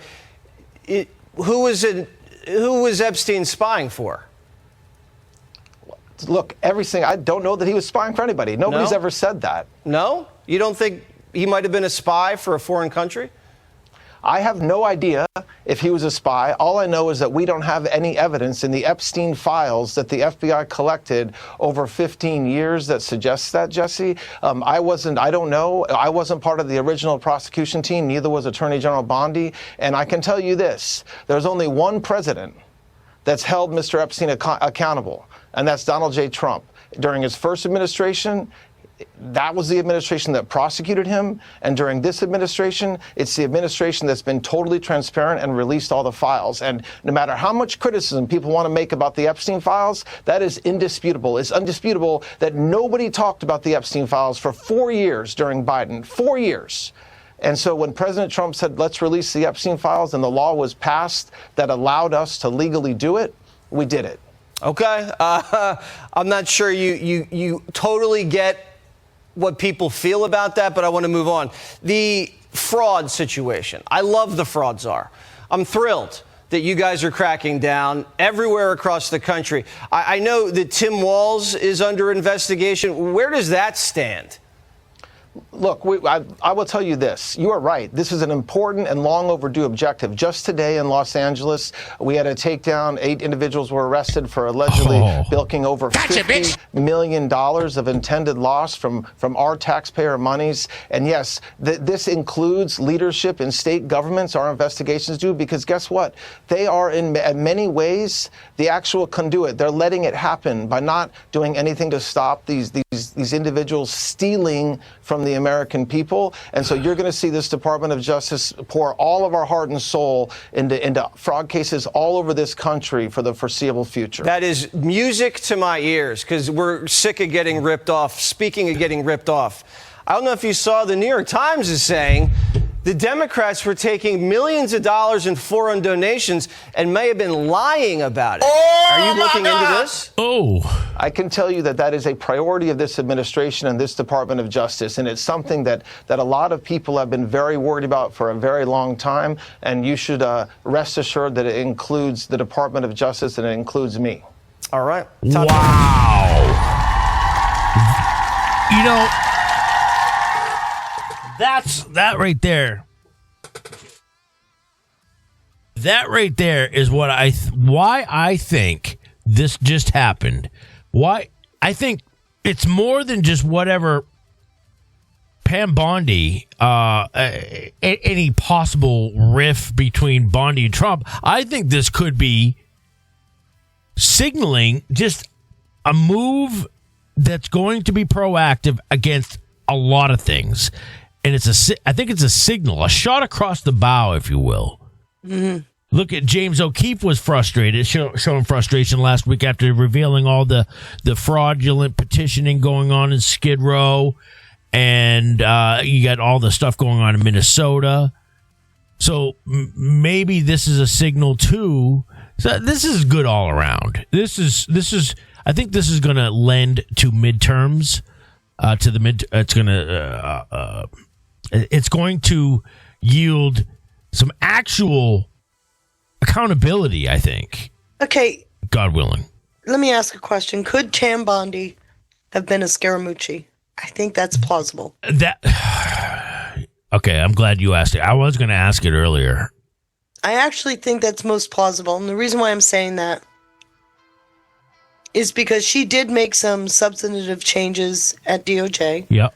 She got rid of a lot of people with Todd Blanche's assistance. He has never said anything that was disparate about Pam Bondi. And he just told you President Trump, he's never heard President Trump say anything about her handling of the Epstein files, which I don't think he would have because it was Todd Blanche doing it. Yeah, I knew Blanche wasn't going to throw her under the bus. He's not going to throw her under the bus. Then they were. I think she fulfilled, like Bongino. Yep. There was a certain agenda. They fulfilled it. They're out of there.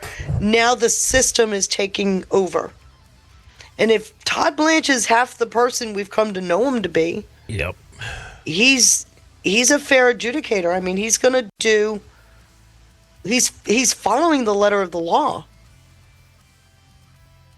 He does good public engagement. That's one thing that I wasn't the biggest fan of with Bondi was her. I didn't think she was good messenger. No, she was always a very much a and I like her. I think she's smart as a whip. But, Florida liked her as an AG. Well, because she knows her stuff. Yeah. But from a public-facing position, she was rather difficult in her own hearing. And there were times she said things, it's like, ooh. Yeah. Why did you say it like that? Yeah. She's not quick on her feet, in my view. Yeah. Now, how that translates... Well, she obviously was successful in front of a bench, but... Yeah, that doesn't translate. It didn't translate. I agree. I got to say thank you to Mitch. Bro, thank you so much for the fleet. God bless you, bro. Can't thank you enough. So, let's talk about this. Mm-hmm. Did you say you had more on this topic that you wanted to discuss? Which topic? Bondi. Pam Bondi. Yep. Yeah, I think she's done. I think I think it's a signal. I agree that it's a signal of something bigger. And I think the election fraud, Tina Peters. Election fraud, yep. I think all of that is coming into play. But I don't dismiss the fact. In fact, the timing really is interesting to me. That she is released 12 days before she meets with Comer. It's like all her handcuffs are taken off. Is that going to be public? No, it's closed door. It's closed door. Wow, that's interesting. again, all right, so this happens all on the same day as this, in case you missed it. Share here. Breaking: federal agents are carrying out raids right now across Southern California against healthcare fraud. So this comes out the same day that Pam Bondi is fired. Do you not see this getting big? Yes, I do. I mean, it's all. Now, here's the interesting thing. What is it we've been dealing with? Election what? Fraud. What are we dealing with at the state level? All this fraud. Both election and voter fraud. What is the Tina Peter case about? They're pissed that she exposed fraud. I mean, I'm just... Right. How do you dismiss all of this? That's going to segue nicely into the next topic. We're just learning that this morning, federal law enforcement conducting raids across Southern California targeting alleged healthcare fraudsters. William Lajeunesse has more from Covina, California. That's just east of L.A. You've been on this I see what you did, Ann Boyer. story for a while. What happened? Good morning, Dana. Yeah, this is the first takedown for the new White House Fraud Task Force. They arrested 2 owners of 2 hospices here in greater Los Angeles. They're accused of collectively stealing about $16 million from taxpayers. And this money was intended, right, for compassionate end-of-life care for the terminally ill. Here's some video we shot earlier today of the FBI making those arrests of a husband and wife. He a doctor, she a nurse, co-owners of the St. Francis Palliative Care Hospice in Glendale. And what they were doing was this: admitting people who were not qualified for hospice, but billed the government as if they were. About $30,000 per patient. And when the benefits ran out, they dropped them. Here's the kicker. Nationally, 80% of adults admitted, or people admitted to hospice, die, and usually in the first few weeks. Here, almost nobody died. After 8 months, 97% left alive. They've been bilking the taxpayers for over $7 million, close to $8 million, and it's all total fraudulent hospice services. They were signing up people who are not terminally ill. Man. They were forging the documents, the medical records, and they were collecting taxpayer dollars. And they've been charged, and this morning they were arrested. Wow. Here's another arrest down in Topanga Hospice, and here they were But nothing's happening, guys. Nothing's happening. paying kickbacks to the patients, giving them $600 a month in an envelope. That's because they were getting reimbursed from the feds about $6,000 a month. Now, they are also paying marketers to find seniors and take their Medicare card. They bilked the government for about $8 million, not eligible, and they were not terminally ill. The name of this endeavor is Project Never Say Die, because the folks who are in the nursing and the hospice facilities owned by this couple and their family don't seem to ever pass away. So the feds are here for a reason. California was giving out thousands of hospice licenses to people who are unqualified, no oversight, and of course taxpayers have been paying for it ever since. Wow. Progress, guys. Right? That's progress. Yeah, that's exactly what we've been looking for. Remember, this is all block grant fraud. So I'm expecting to see a whole lot more now. Wait till it gets up to the actual offices seeking reimbursement from the federal government. The states were taking a cut off the top, remember? Yep. Oh, yes. Yes. So I think that's what people are going to want to see, though, too. Mm-hmm. The people are going to want to see, and rightfully so, some state accountability, which should harm Gavin Newsom's chances. Well, it should harm quite a few. But then I'm going to ask the dumb question. We know that states tend to raise taxes to keep their budgets floating. And the more you take away the federal welfare, the more the taxes go up. Hence, Virginia's going up by astronomical amount. But what we're cutting back on now are these block grants, fraudulent block grant programs, where the states cut off the top to bolster their own economies, and they're not dealing with the waste, fraud, and abuse within their own state. All right. So at some point, you got to ask whose palms are being greased, right? Now you're into a public official with fraud. Those not are just a fraudulent NGO or Right. healthcare program. Now you're into public officials. and those are the arrests that we're going to want to see. Those are the arrests that we're waiting for. And please explain to me how this doesn't get there.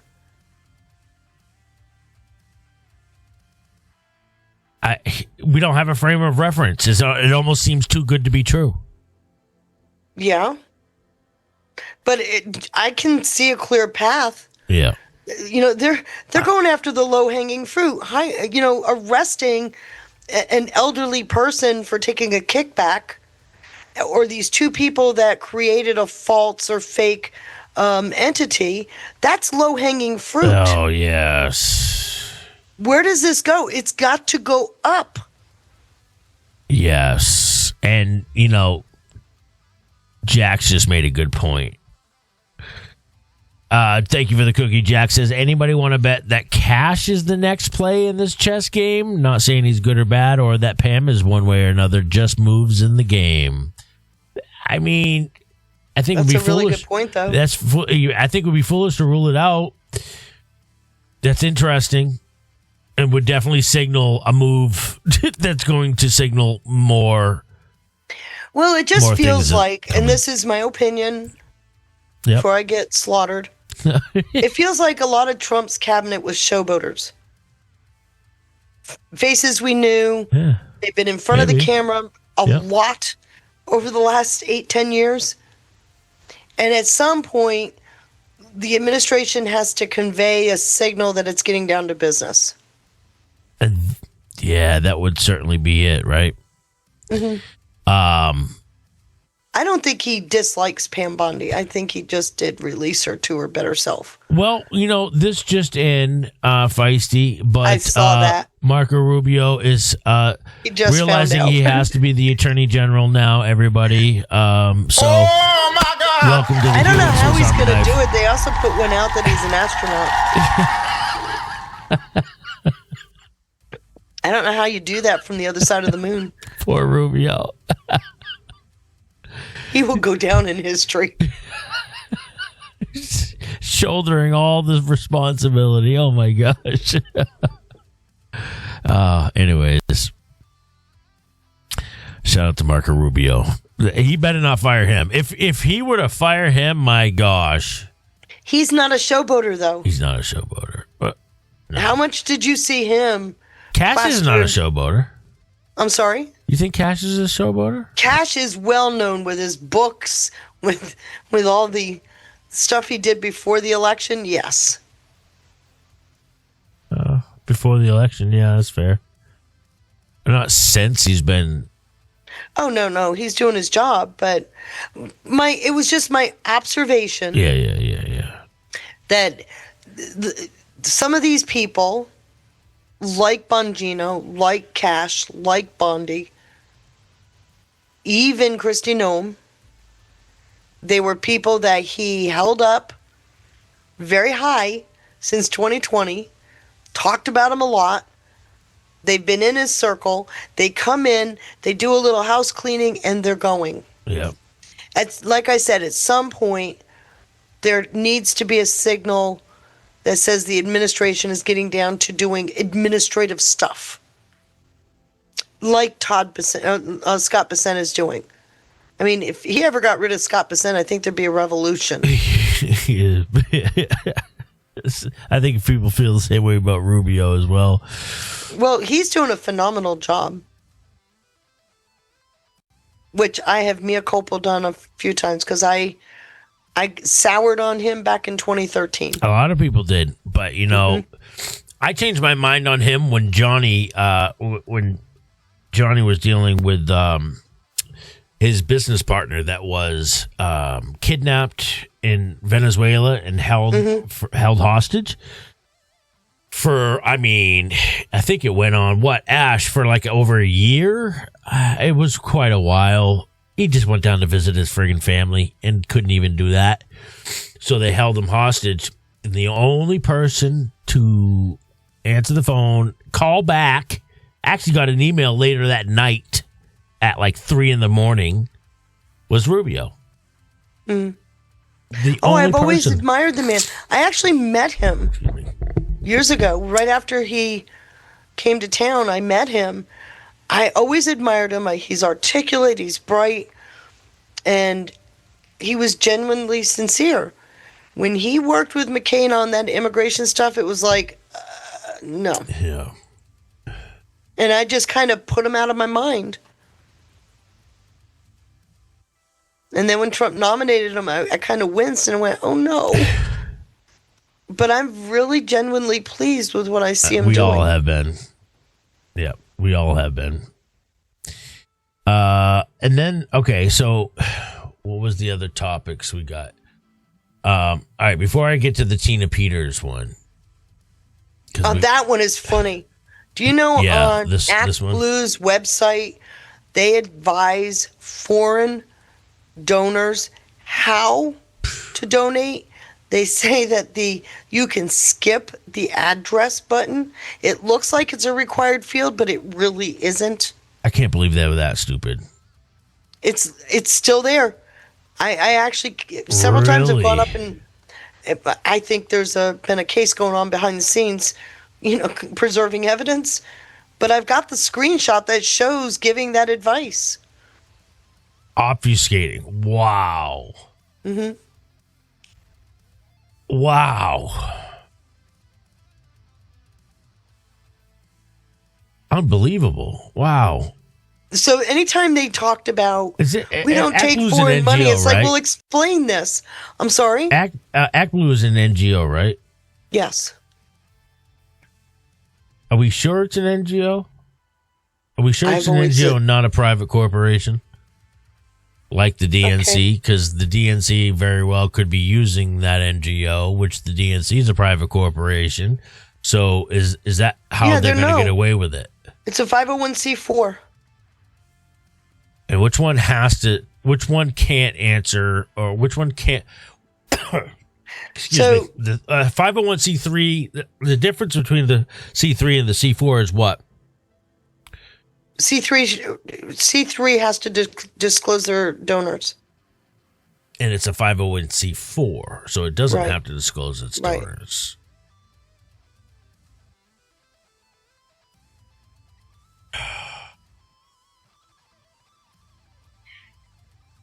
And it's funny because this came up in 2020. And many of us did a deep dive on Act Blue. You should see the stuff we came up with. Isn't it interesting? Here it is 2026. And we're just now talking about them committing perjury to Congress. Yeah. I've done a deep dive on Act Blue, a couple of them actually, and the fact that we're just now here, it's now starting to be talked about. Come on. Right. It's frustrating. It is. 'cause It's it feels like frustrating. none of our Right. research mattered. Right. I just see this as a long game. Yeah. No, I agree with that. In fact, I was telling somebody today that I see the first Trump administration is coming in and setting up shop as to figuring out where the problems were, using the Durham Kest period with Biden Yep. to gather all the information they could, and now they're coming in with the kill shot. Yep. Yeah, I can reconcile that. 100%. All right, so holy crap, Democrat fundraising entity Act Blue is implicated in misleading or lying to Congress about everything. About vetting foreign donations. This could be tens of millions of foreign funds per Rep Chip Roy, and they might have committed perjury, as Feisty just said. We've known for a long time this network coordinates to undermine our entire way of life, criminally investigate, and prosecute. It gets even worse. Remember the whole Black Lives Matter thing? If you went to the BLM site and you made a donation, it went to Act Blue. Right. And once you got into Act Blue, you selected the candidate you wanted the money to go to. So it's only going to be a crime, though, because it's a 501c4, so it doesn't have to disclose its donors. A, B. But you got proof of foreign donations. But the money was going to where from there? once you get into Act Blue, Yep. you're donating money. There's a drop-down box for which candidate you want the money to go to. So they're directly taking foreign money to support campaigns. Which the DNC I hands actually out. went through the process myself. But that's what the DNC then hands out, right? Well, no, this is Act Blue. Yeah, right. But the DNC is the one DNC who has their own funding wheel. They may shift money to Act Blue through different campaigns, So but there's no what connection I'm getting with- at is all I'm saying is the money doesn't go to anything other than campaigns. So whatever money comes into Act Blue goes directly into a So it's campaign. gonna expose And if foreign you got donations. foreign donations that are bypassing the address field so that they could donate money, they're literally taking foreign money for our elections, which we've been told is illegal.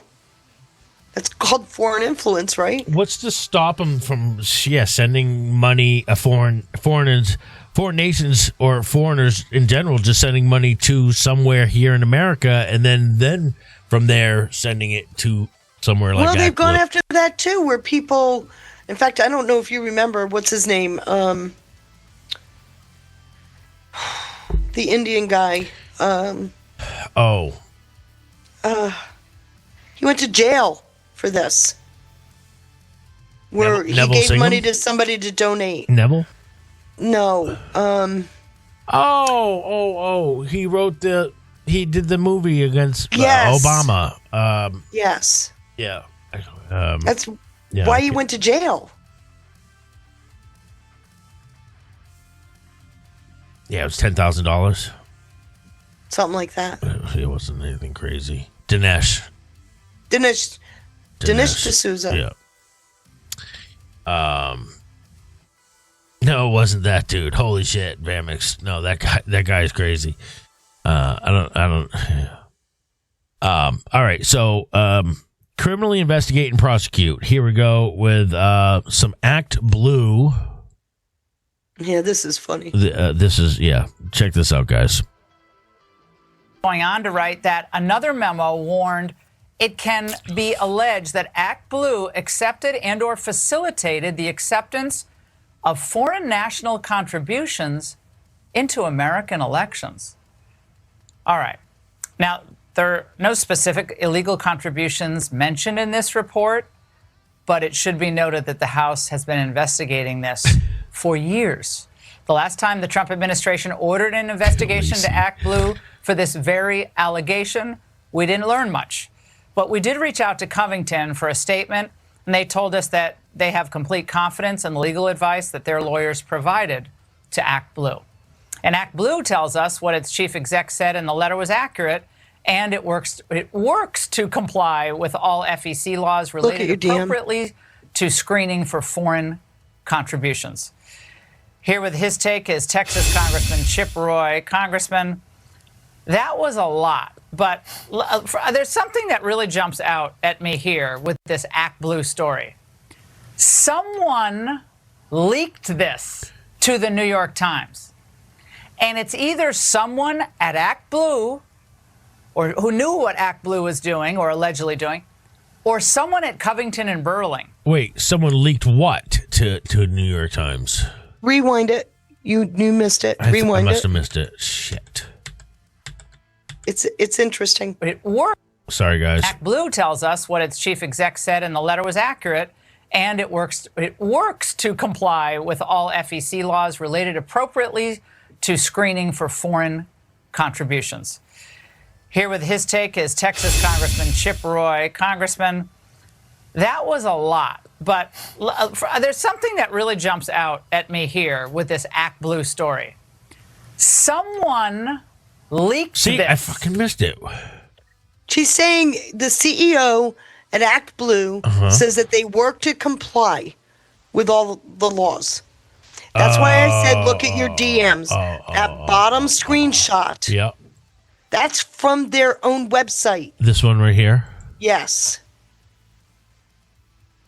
I'm an international donor trying to give to a nonprofit, but I'm having trouble entering my address.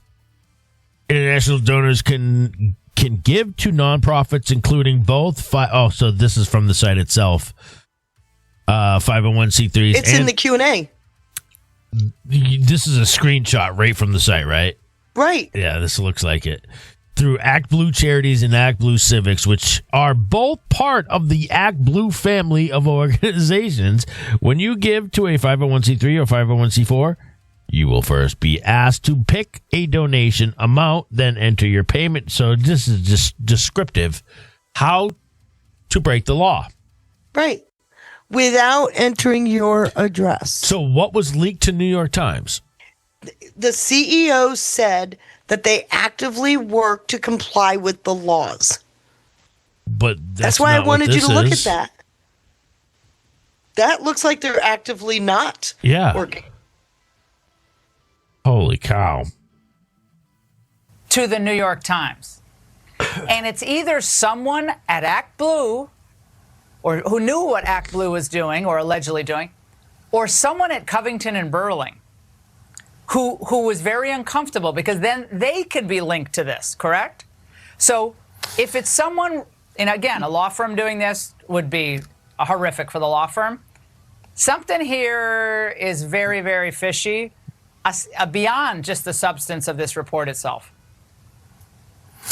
Laura, good to be on this evening. I'd be shocked to hear that Act Blue is taking funds from overseas, right? The fact here is the fact that Covington, their statement was pretty interesting to me, right? To say that basically they were saying, like, our legal advice was good.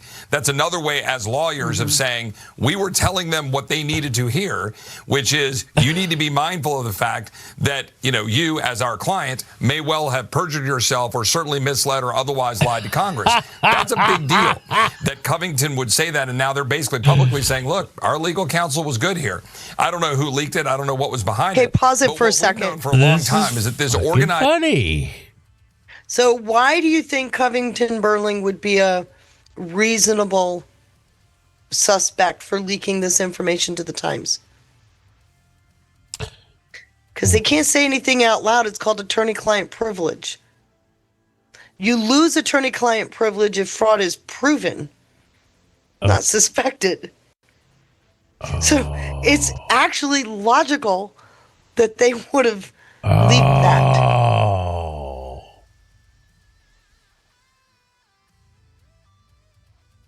Oh my gosh, they're being backed into a corner themselves. Yeah, Covington. they didn't have a choice. Wow. How many legal firms, to include Covington Burling, did Trump go after when he first came into office? And they tried going after him too, a lot. Wow, wow. By the way, you know who else Covington Burling defends? Quite a few people. Ukraine, pro bono.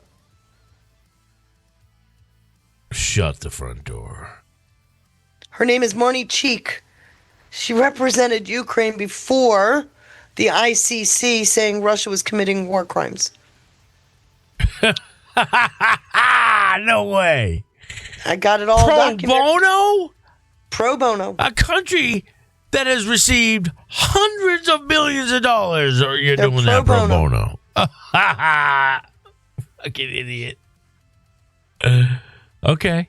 So, yeah, Covington Burling is walking a tightrope. Yeah, and I think deep. it's logical that they leaked this information, not, as you can see, that it wasn't hard to find it on their own website. What do they stand to gain by leaking it, though?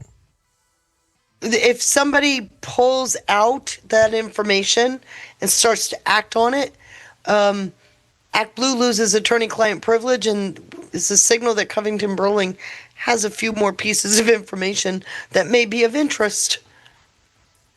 The whole idea that Act Blue is taking foreign money is public knowledge. It's on their own website. We've always known this. Right. Which is why I'm surprised But that it's they not still even had subjective.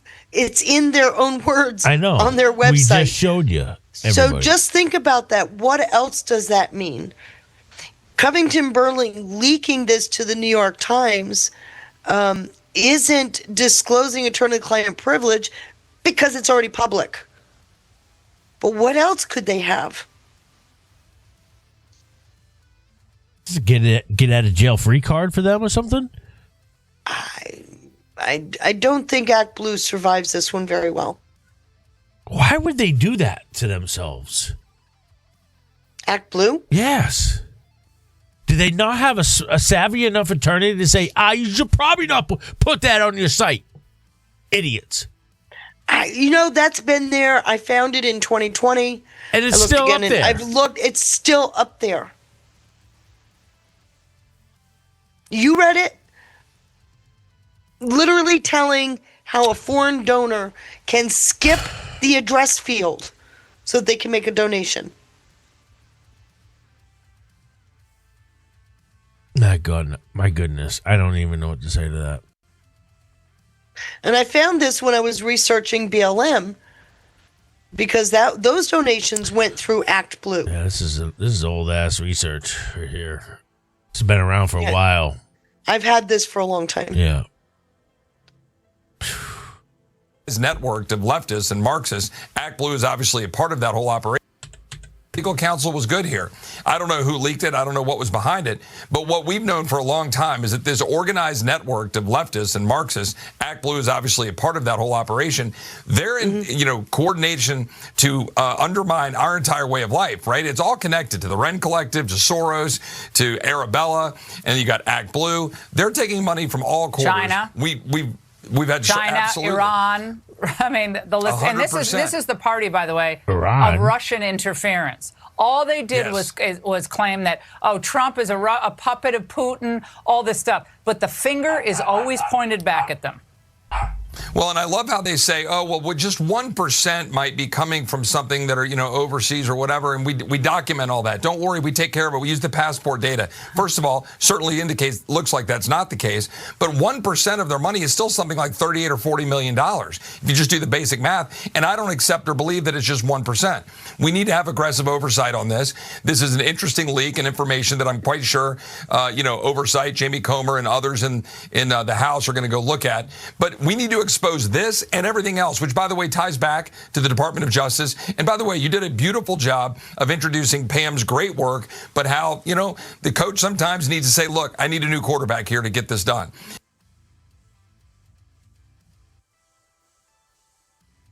What's this that I just see you DM me? That's the Morning Cheek one. She's Covington Burling.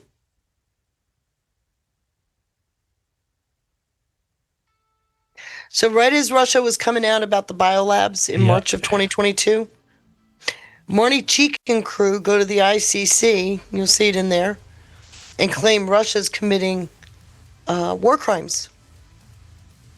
And when I dug in and found out was that Covington Burling was representing Russia pro bono. Gosh. Yeah, I remember all this. The 30 biolabs,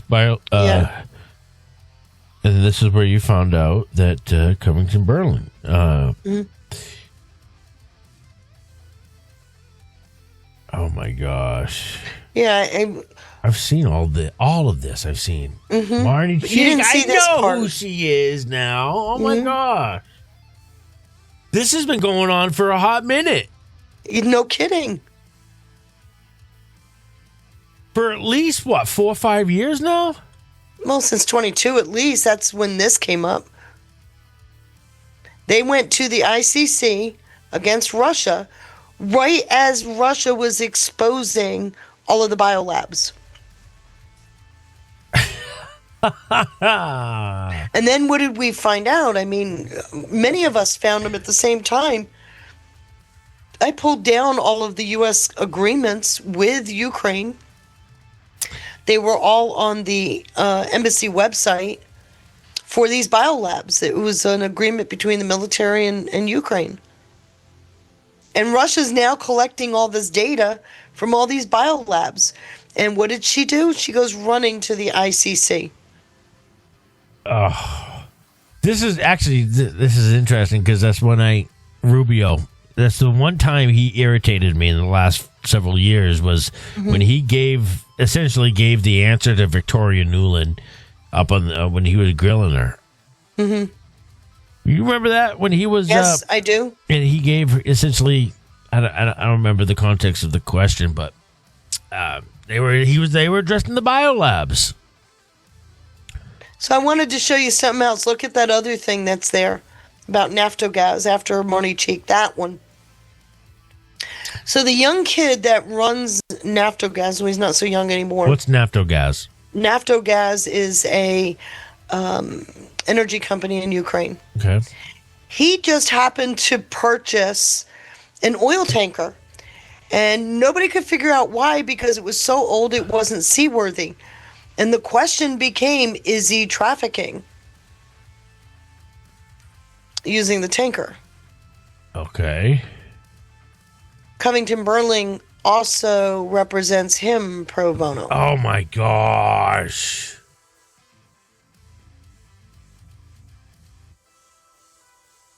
Oh wow.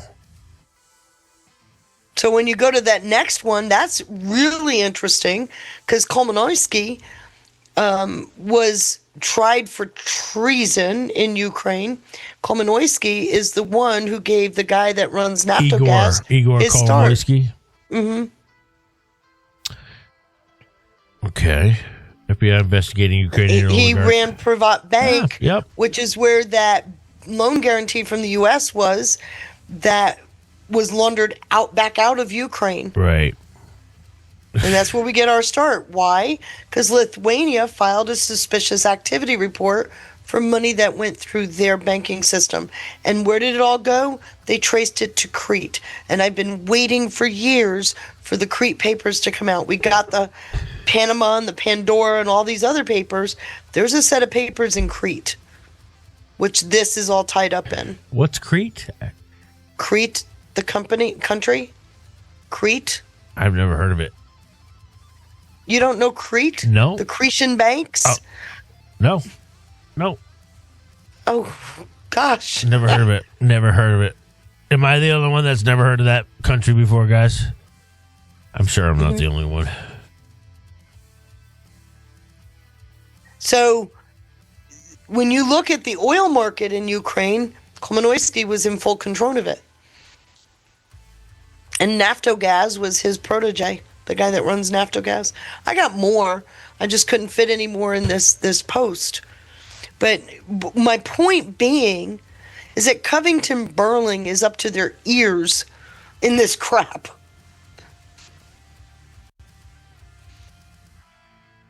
All right. See, I knew I wasn't going to be the only one. You weren't going to be the only one, what? Who didn't know what Crete was? Hold on, let me see if I can. I mean, I knew a couple people would know what it is, but It's an island. Come on. yeah. It's a very beautiful island in Greece. It's off Syria. You'd think I'd know it then, because I'm Syrian. No, it's actually in Greece. Greece? Yeah. Okay. The largest and most populous of the Greek islands. Well, It's the 90th largest island in the world and the 5th largest island in the Mediterranean.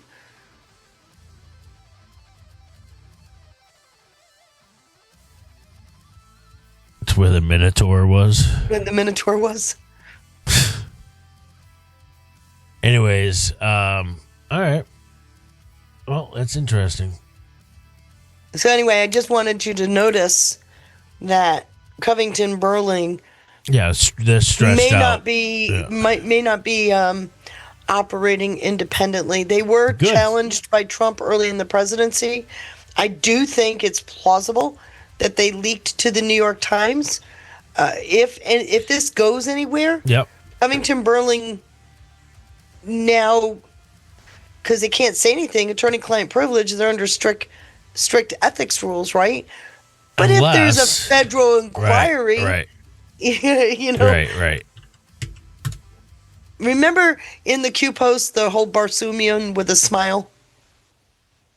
They mentioned Barsoomian and then they went smile. Yep. Why? Because Barsoomian was the staff attorney who defended Clinton. Lisa. Yes. Rosenstein's wife. The smile was because if there's she had to give over her files. Somebody lost attorney-client privilege. Clinton. Oh, wow. Wow. So it's about to happen again.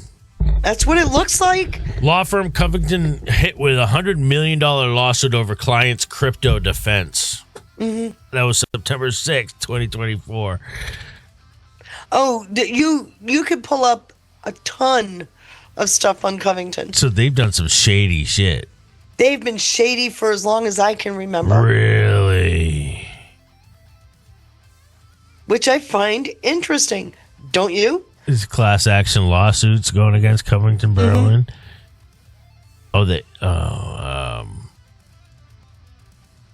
Holy shit. Yeah, and they're in London too, conveniently. Yeah, they're worldwide.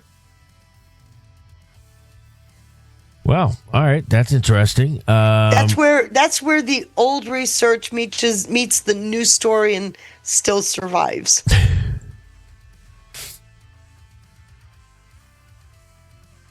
Wow. It's kind of cool, though, isn't it? Yep, absolutely. So, now, you know what this brings us to? And Miley Cyrus? Miley Cyrus, no. Not yet. Please don't. Not yet. That's for later, after you duck out. I got a palate cleanser, though, for a moment. And then... Carville. Yeah. God, weren't you surprised when he suddenly popped up again? Well, he pops up all the time. Yeah, he went quiet, though, for a while. Yeah. His wife is still quiet.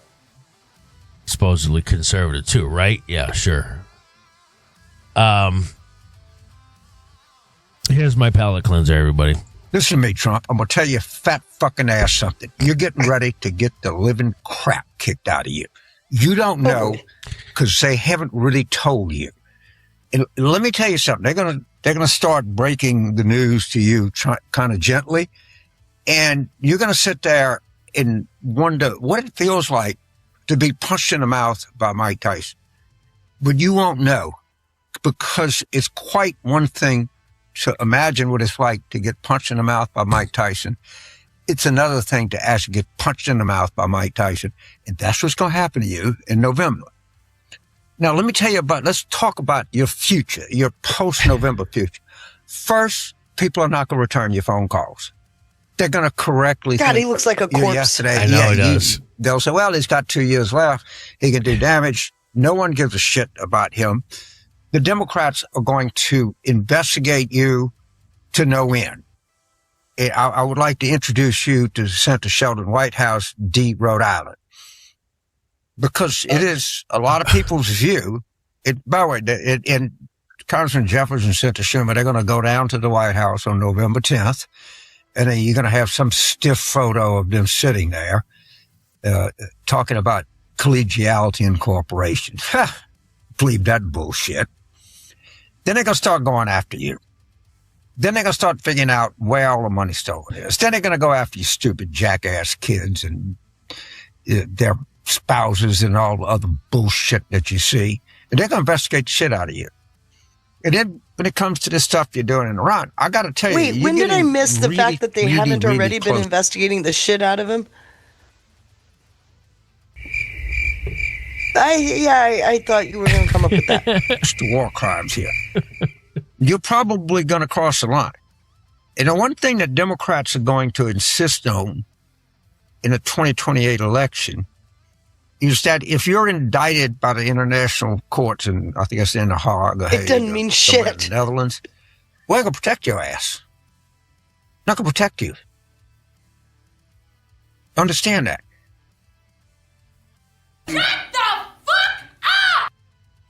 Yeah, they have an arrest warrant out for Putin, if you recall.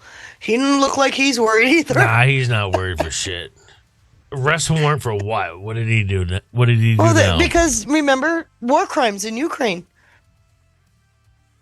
Yeah, I could do the same thing against Ukraine. Thank you, Mitch, for the can. Much love, brother. Thank you to Conservative Chris with the cookie. I can't wait to see Carville do one of these, and you see SWAT break in and arrest him for his, presidential threats. And he's been threatening not just Trump, but his whole family. Yeah. Yeah, he just did it. Just did in this. Gosh. Thinking of Sean Joe with 2 cookies back to back. Mitchell with another cookie before that. And that's where we ended off last. Thank you, guys. Now, that brings me to Tina Peters. And I think there's nobody better than Mike Drop Davis. I got it. Right. That's my nickname for him, Mike Drop Davis, because he drops the mic all the time. Feisty. I love Mike Davis. Although I disagree with him. On this? Oh, okay. Tina Peters is not getting out of jail soon. Sorry. Well, he leaves it up to Polis, I think, in this. He's leaning on Polis, yes. Yes. And Polis isn't going to do anything until we see what the remanded resentencing does. Play the clip and then we'll talk. Okay. All right. If you haven't seen this, shout out to Mike Drop Davis.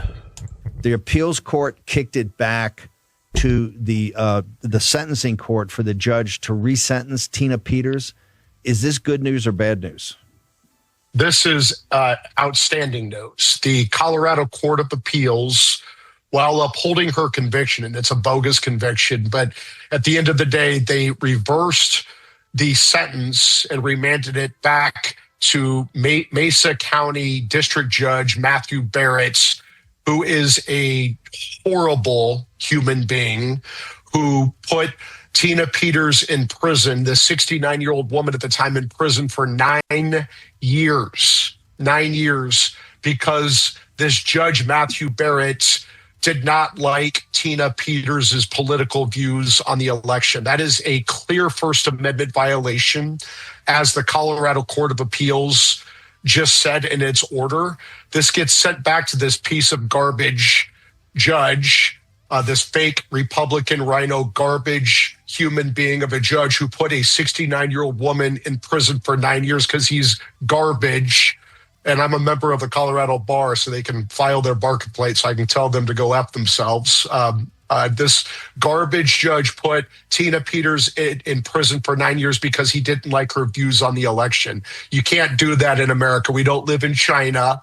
And so they're going to give this garbage judge the opportunity to fix this. If he doesn't fix it, then I imagine that the governor is going to face tremendous pressure.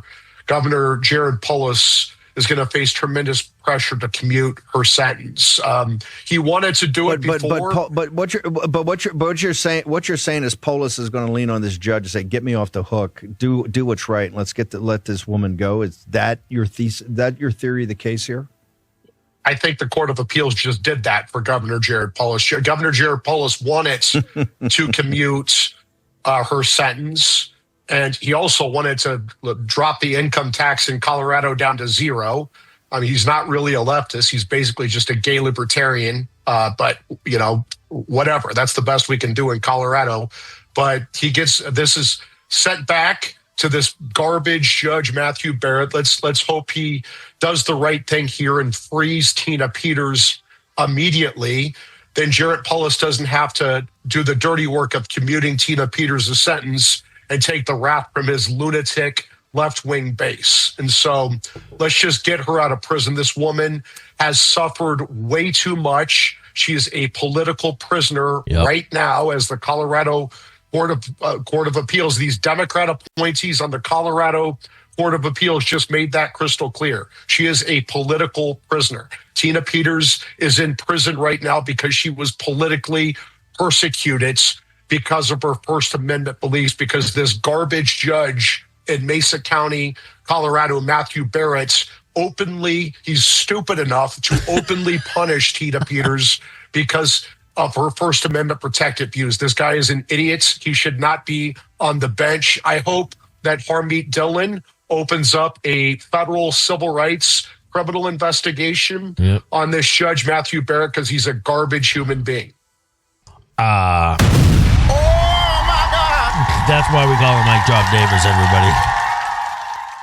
Okay, there's one little problem with his theory. Okay, please. The appeals court upheld her conviction. They filed it late, didn't they? That was the bond part of it. Okay. It was filed late, over a year late. Her attorneys royally screwed that one up. I find that hard to believe that they. So what they just literally screwed it said up. is, "Sucks to be you. It was too late. We have no jurisdiction." Is actually the right answer. They heard the appeal on the merits.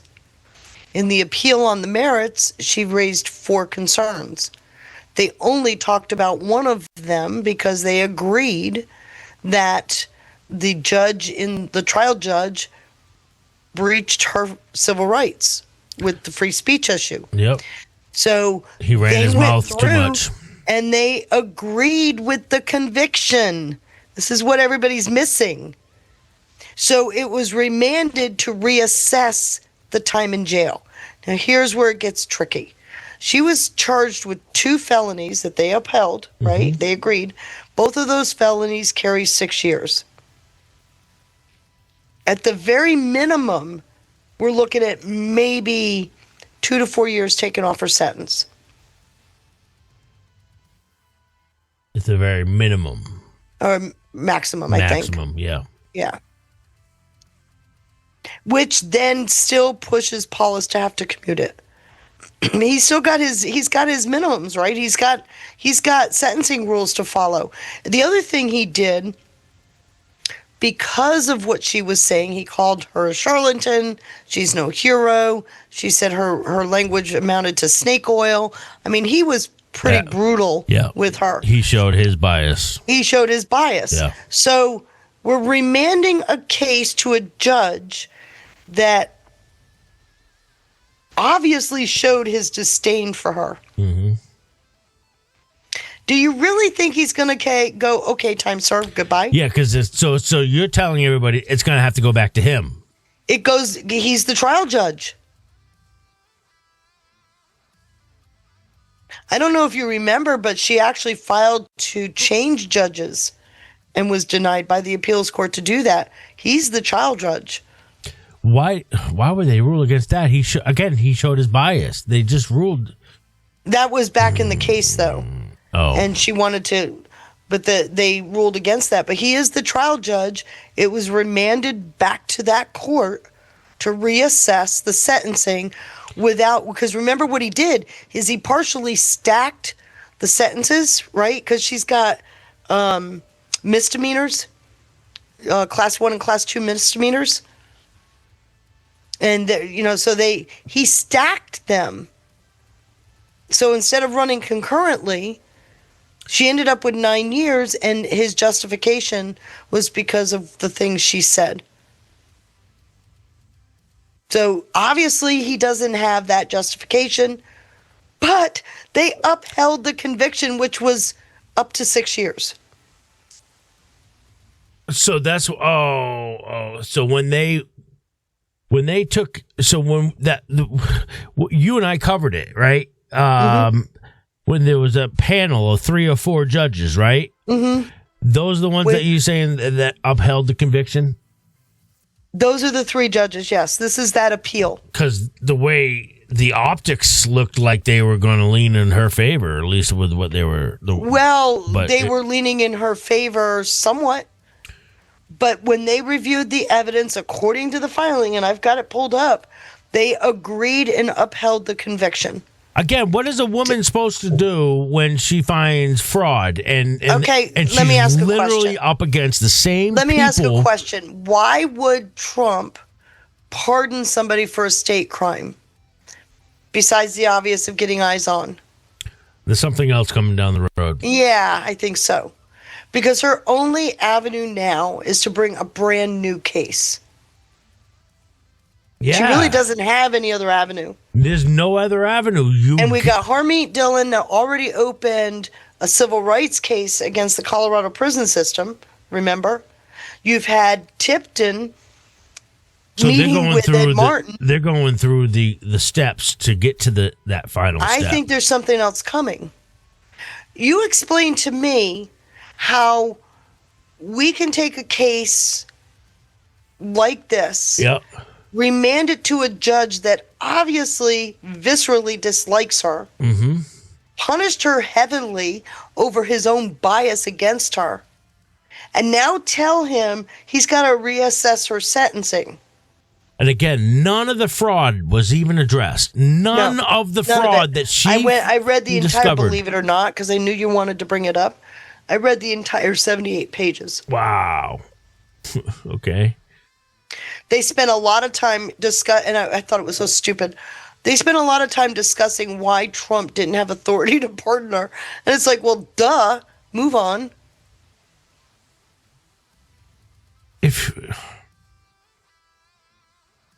So they're essentially saying that Trump's pardon essentially harmed her case.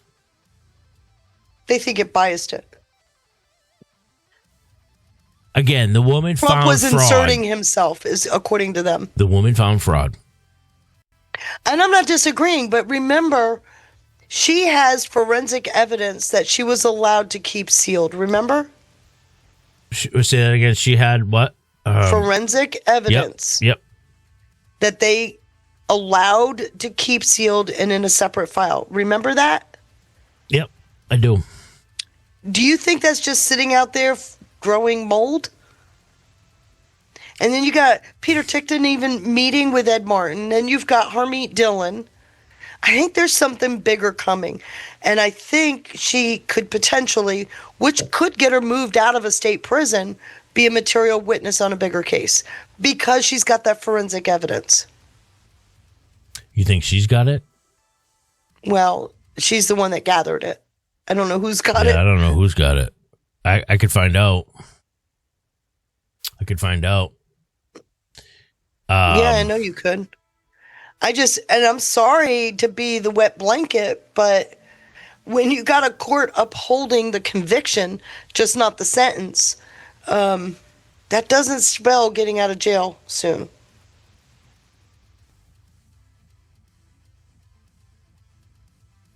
Meanwhile, again, none of the fraud that she found Has ever been addressed. not even been addressed. Which is why this judge calling her a charlatan, calling, all of her rhetoric snake oil. It was pretty over the top language coming off the bench. It reminded me of what the judge did to Flynn, essentially accusing Flynn of treason. Wow. So I honestly think don't give up hope. Now, whatever happens with this lower court, going back to the trial court, he's got to now review the charges, which are upheld, against the sentencing guidelines and reassess the sentence. Could he commute her to time served? Yes. To save his ass? But I doubt it. I don't know that the likeliness is there. I think he'll throw it back at Paulus. I'm not going to hold my breath on that one. I'm not either. I mean, I think the best she's going to get is from a 9-year to a 5 to 7 year. I honestly think that's the best she'll do. And how long she's been in jail 1.5 years. Which means she's going to need a commutation. And Paulus, that rat bastard. Right. He's trying to find an easy way out that he doesn't have to put his signature on something. I don't think he gets out of this one. I think he's going to be forced politically to commute her. After the things he said since 2020, that doesn't bode well for him politically. He had just said something recently encouraging people who would like their sentences commuted to file soon before a certain date, and that he'll look it over. Which he said that publicly. He even posted that on X, if I'm not mistaken. Which and he mentioned Tina Peters, and he also mentioned it was because a woman had just a state employee had just been convicted of fraud, like massive fraud, and only received probation and house arrest. Yeah, there's something definitely wrong in the Colorado court system. That individual, she actually committed fraud. Like, she actually committed crimes. Well, and you've got Paulus, who's been signaling. He knows he's in political trouble. Well, I think that's pretty evident. He's not just got political trouble, but he's actually backed into a corner, which is why I don't think the judge. Could the judge save his backside? Of course. Is he gonna? I don't think that's likely. I would be surprised, and I'm happy to say I was wrong if he does. But when you're going down in a sinking ship, you take as many rats with you as you can. Yeah.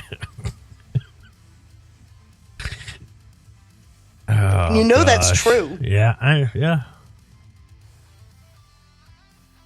So I think Paulus is not done either. But explain to me how a judge who obviously has disdain for Tina Peters is going to suddenly find, No, I don't see it happening. a compassionate strain in his body. I don't see it. I don't see it. No, unfortunately. No, I agree with you. Unfortunately, But what does? But I do think, Yep. I really do think there's something bigger coming. The actions that have been taken. We were just talking about this in my own chat room. You've got Puerto Rico that said, please come get our machines. Mm-hmm. You got Fulton County where they seized the machines. You got Arizona. You got California. There's all this stuff. You got Albus, who was a special attorney appointed to look at election fraud across the entirety of the United States. Mm-hmm. And then you got Tina Peters with forensic evidence. Don't think that doesn't come in handy.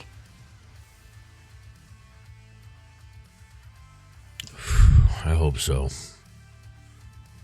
And you know what, guys? I was with Peter Ticton in Martin's office.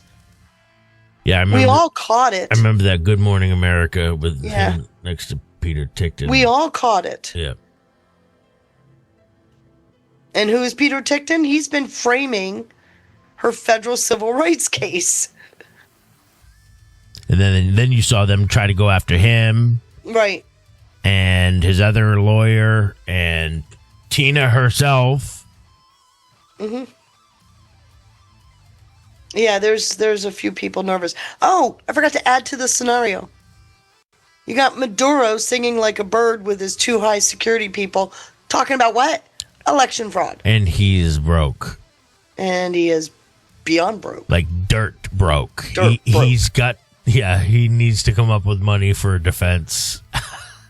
Well, it's going to be funny It that doesn't qualify for... he doesn't qualify for a public defender because he's not a citizen. Holy shit.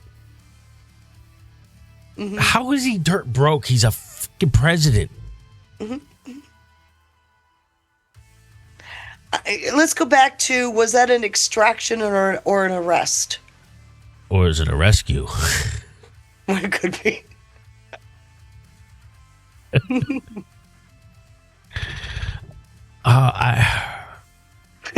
Things are interesting. I gotta say that because I genuinely have no idea where this goes. None. I have no idea. I mean, we have what I hope is going on, but I can't. A lot of it is just speculation, and until we actually see something tangible, it's hard for me to state it as fact. I'm looking at her 9 years. If you add up the time, if you were to stack them all, she was looking at 14 and a half years. He gave her 9. What he did was he used her free speech to justify partially stacking. He handed down the maximum penalty possible. I think he handed down the most he could do. The most he could get away with. Which, okay, why? Is it really because that's how he felt, or was he just pressured by, because, Jenna Ellis is the one who really wanted this. Right. So did she put pressure to make sure this happened? I think that's the case. Maybe, obviously. Let me just... How do you get a judge to destroy his future like that? I think she had to go through this in the state. I really do. And I'm sorry for her because my heart rips every time I hear her name. Yeah. But you had to play out the state issue. If there's a bigger case coming and they can move her into federal custody because of this bigger case, she will have already played out the state issue. Why would they have done that already? Because she was still undergoing an appeal in the state. In fact, Ed Martin, if you recall back in the day, said they couldn't take custody while she was undergoing the appeal. So all right. So you think they go after these steps, maybe? Yeah. Oh boy. If there's a bigger case, and doesn't it seem to you there's got to be? Yes, that's what I want to think. Why would Trump pardon her when clearly he doesn't have the authority to do that? What was the purpose of that? For the court of public opinion? Camel nose under the tent of where this going? There's obviously federal interest on her case. Ed Martin meeting with Peter Tickton, obviously federal interest on this case. Harmeet Dillon opening a civil rights case against the BOP. There's something more going on. Boy, I hope so. And I think the Colorado legal system, God, burn the damn thing to the ground. I know. And everybody Colorado. That's where Mike Davis is. By the way, that's where he was a law clerk out of. He said he's a member of the bar there.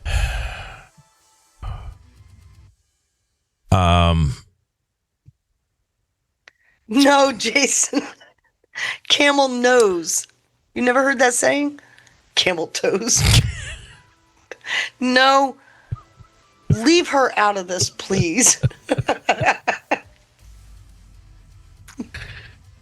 I got Robert Gouvier, but where he talks about love that guy. he talks. Yes. He talks about it a little bit. Does he say what I just said? Let's see. No, he's going through the actual, like you did. Yeah, I read that whole thing, and I'm reading it going, okay. He's also reading. When do we get over the Trump doesn't have authority part? They wasted a lot of real estate on that part. Going over the supremacy clause. It's too bad. He's going over the J6 thing. Crux of Peter's argument.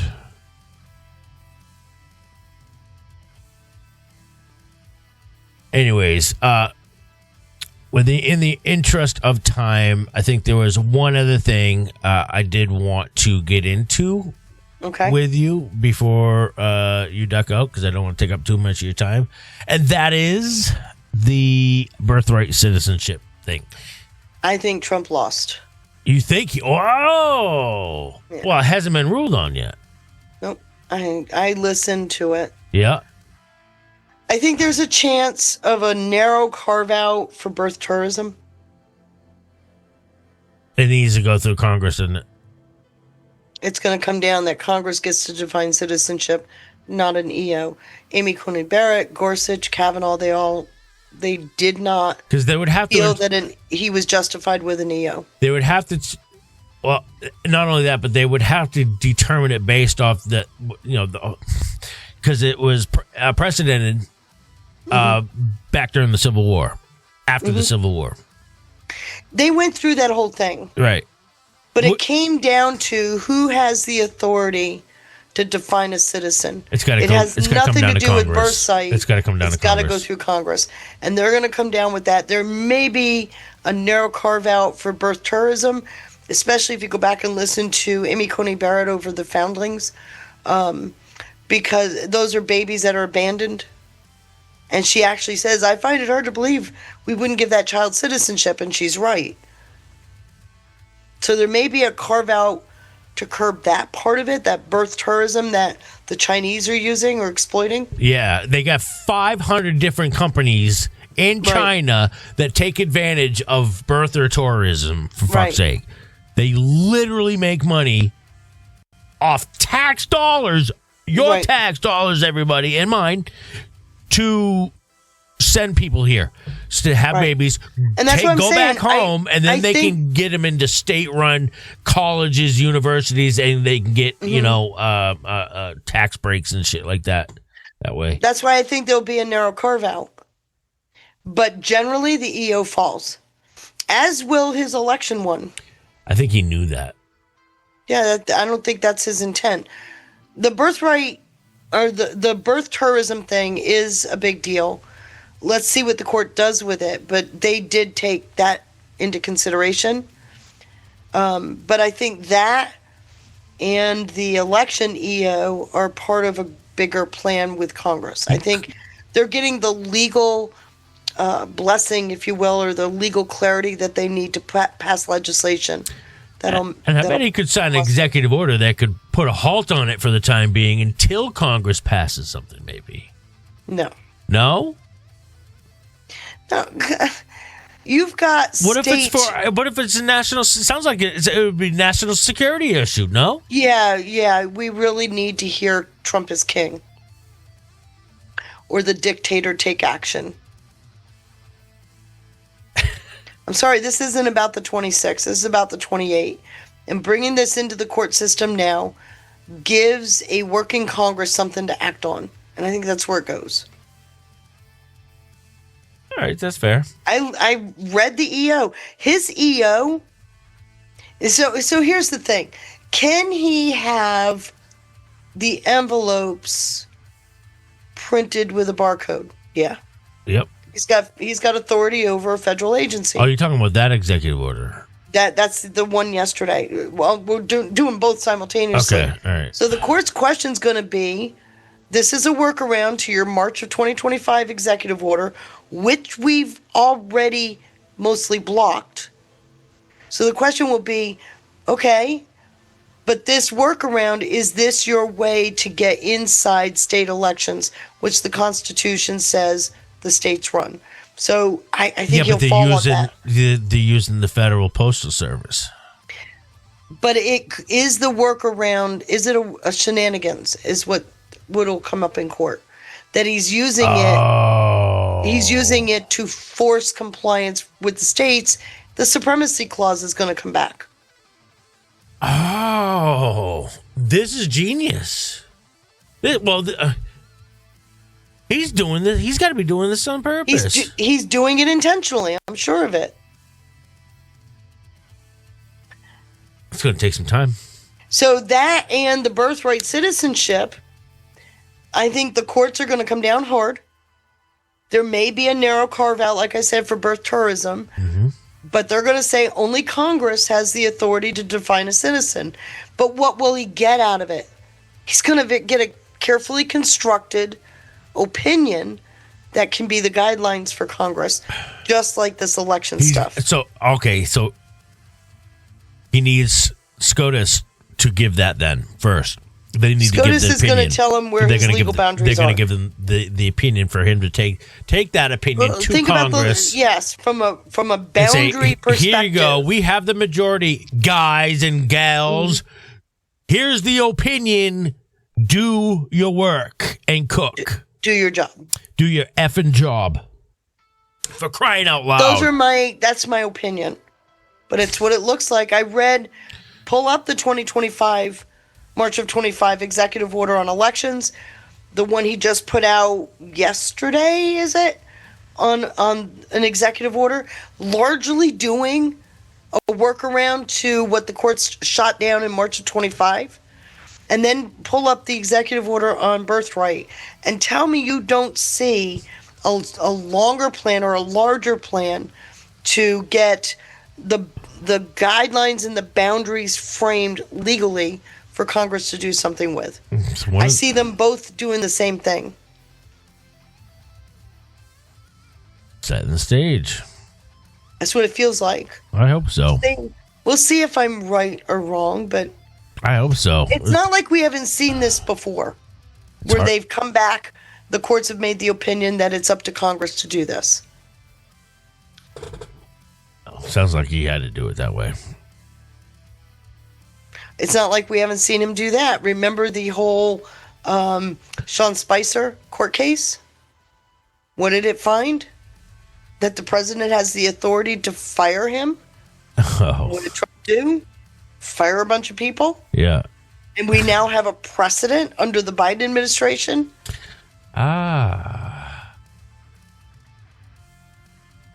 So it's not like they haven't played this game for a little bit. And I have to tell you, Stephen Miller's a friggin' genius. I love Stephen Miller. Why do you say that though? Because he's the one he's pretty much behind a lot of this legal stuff. I can tell he is too. Mm-hmm. Good. He's an absolute genius.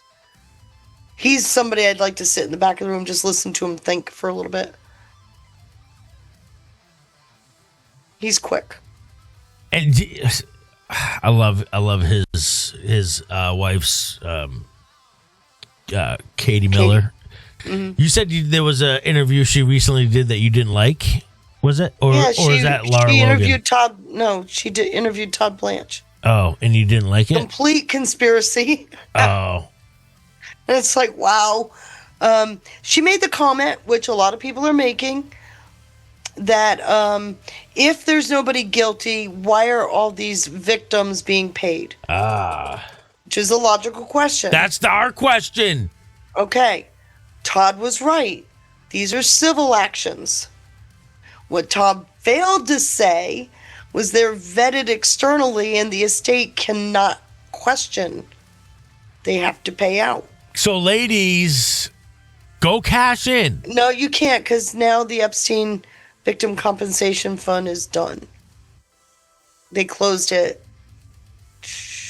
24. But what were they doing standing out front of the Capitol asking for... And they just cashed in with the Bank of America, so... That's a different case. Where's The all that victim money comp- going? That money? Yeah. I don't know where it goes. It's going to... It's going... It's not going to the Epstein estate. It's going to victims. I think so. I know so. I read it. It's going to victims. We have reason to believe that. We got the Deutsche Bank. At least that's what it said in the We got filing. the Deutsche Bank investigation where it showed that women of Middle Eastern names, remember? Mm-hmm. Getting money for recovery services, rent. It's in the Deutsche Bank. The New York did the Deutsche Bank investigation. It's in the Rothstein dig, my friend. Middle Eastern? Yeah. No, Eastern European. I'm sorry. Eastern European.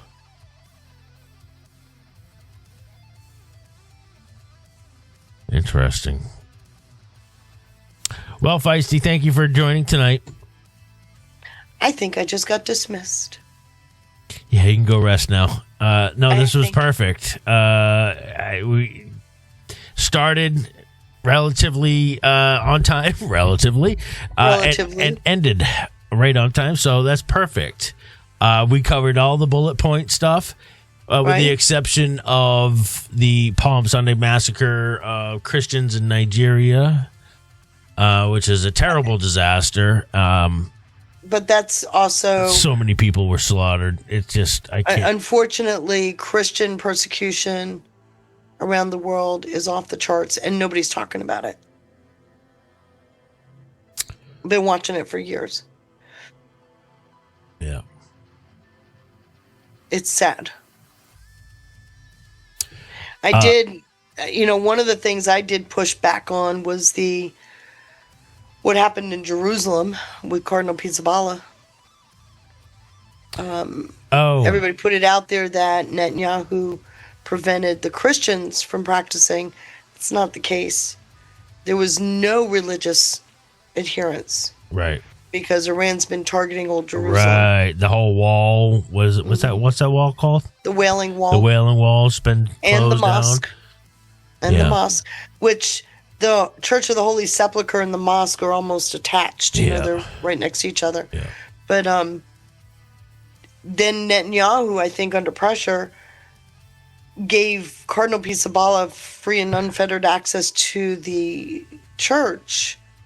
I don't know what they're doing to make sure he's safe. Did you like that post there that Robert, what's his name? The one I tagged you in. Yeah, I told you. Robbie Starbuck. Right. I don't totally agree with him. He's right. It makes sense given what Iran is doing. But he was, and he's true. But like I pointed out when I said to you, unfortunately, nobody's talking about the fact that the entire religious experience, regardless of your religion, in Jerusalem was shut down for sound reason. So for all those anti-Israel people, get a grip. In fact, Netanyahu even pointed out a missile landed just meters from the church earlier in the week. Really? Yeah, it's not a time to be casual. Not a time. So, it's sad, but reality is you're in a state of war in Israel, and Jerusalem, from a bunch of Satanist communists, is just a place, it's a target. It's not something to be careful with. No, that's right. Oh, and I almost forgot before you head out too. Hegseth announced today that all the military installations which were turned into gun-free zones have now been turned back into. Yeah, now they're able to obviously protect themselves. So to anybody out there who thinks, even for a moment, that you want to go into a military base, fuck around, and try to find out, you're going to find out more than you're going to fuck around. Because everybody there is going to be armed. We always wondered why the one group of people highly trained to use a weapon was disarmed. Yeah. Well, they're not anymore. I saw that today. Yep. Shout out My to Pete favorite, Hegseth. though, was in the noise of everything, Tulsi Gabbard taking control of In-Q-Tel. That is so And you can confirm that. Mm-hmm. I sent you the link. Of course, the CIA isn't too pleased. No, of course they're not. Wait, so which CIA? Because they're claiming that so what Tulsi's doing, CIA always controlled In-Q-Tel. So they decided what technology got advanced. Right. Have you ever heard of a contract called DARPA? Yeah. The DARPA contract? Of course. So technology comes in through that contract, and In-Q-Tel incubates who the CIA believes should move forward. So they control, think about it, they're essentially controlling that competition within that space. Tulsi's pulling it into DNI because she's responsible for setting priorities for intelligence gathering across the entire IC. And the entire IC should have access to the incubator, In-Q-Tel. So the CIA is saying, well, as soon as you do that, you're going to slow down who gets funded and who doesn't. The decision process is going to take longer. And I'm thinking, so? Right? Right. Okay. I would rather you had a steady decision than to somebody over there with an itchy finger saying, I can control them, right? So, I don't know how far it goes, but that is the complaint. I think it was once known as Peleus or something. What? In-Q-Tel was formerly known as Peleus. Some Peleus, I think. That's how it was spelled. Okay. A while Well, I just ago. think it's funny Non-profit venture, profit venture capital. Okay. It's a public-private. Yeah. It's a public nonprofit. It's CIA. It's always been CIA. It was CIA. It's always DARPA's always been CIA. Yeah. So, but I think it's funny because CIA just lost their money tool. So are we splintering CIA into 1,000 pieces and blowing it to the wind? Isn't that what happens when you fragment it and send its pieces, parts to other agencies? Yes. God willing. I think I'm watching this and I'm thinking, I don't know that they get rid of the agency, but it is not going to be the bully in the room anymore. They're just among the rest of the IC. And like I said, remember, JSOC was under the Joint Chiefs of Staff. Congress had been trying to remove it, put it back in the combatant commands for several years. Yep. It was Miller and Cohen who finally got it done in November of 2020. If you want to watch something really interesting... Ezra Cohen? Ezra. Okay. Go watch his presser. Boy, he was venomous. Who when was? he did his presser. Ezra Cohen Watnick. Ezra Cohen Watnick. Go listen to it. I mean, it's hysterical. But literally, I went back through several NDAAs, and I found consistently it was in there. Congress wanted the JSOC moved out from under the Joint Chiefs of Staff for several years. And of course, they blew it off. Who, Congress did? Or no, the deep state. They never removed it. So then Miller, remember the one who gave Pence applause? Yep. And Cohen got it done. Now go back and look at how they got into leadership in the Pentagon.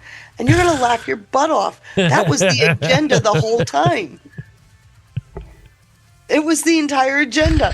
And they literally did what was needed to be done. And of course, this is as Trump is walking out the door. This was November of 2020. And where is JSOC? It's a combatant command finally. Hell yeah. Gotcha, bitch. It's been fun to watch all of this happening all these years. What compelled Tulsi to do that, though? Or was she... She's right to do that. I know she's right to do it, but what compelled her still? Well, when you start looking into...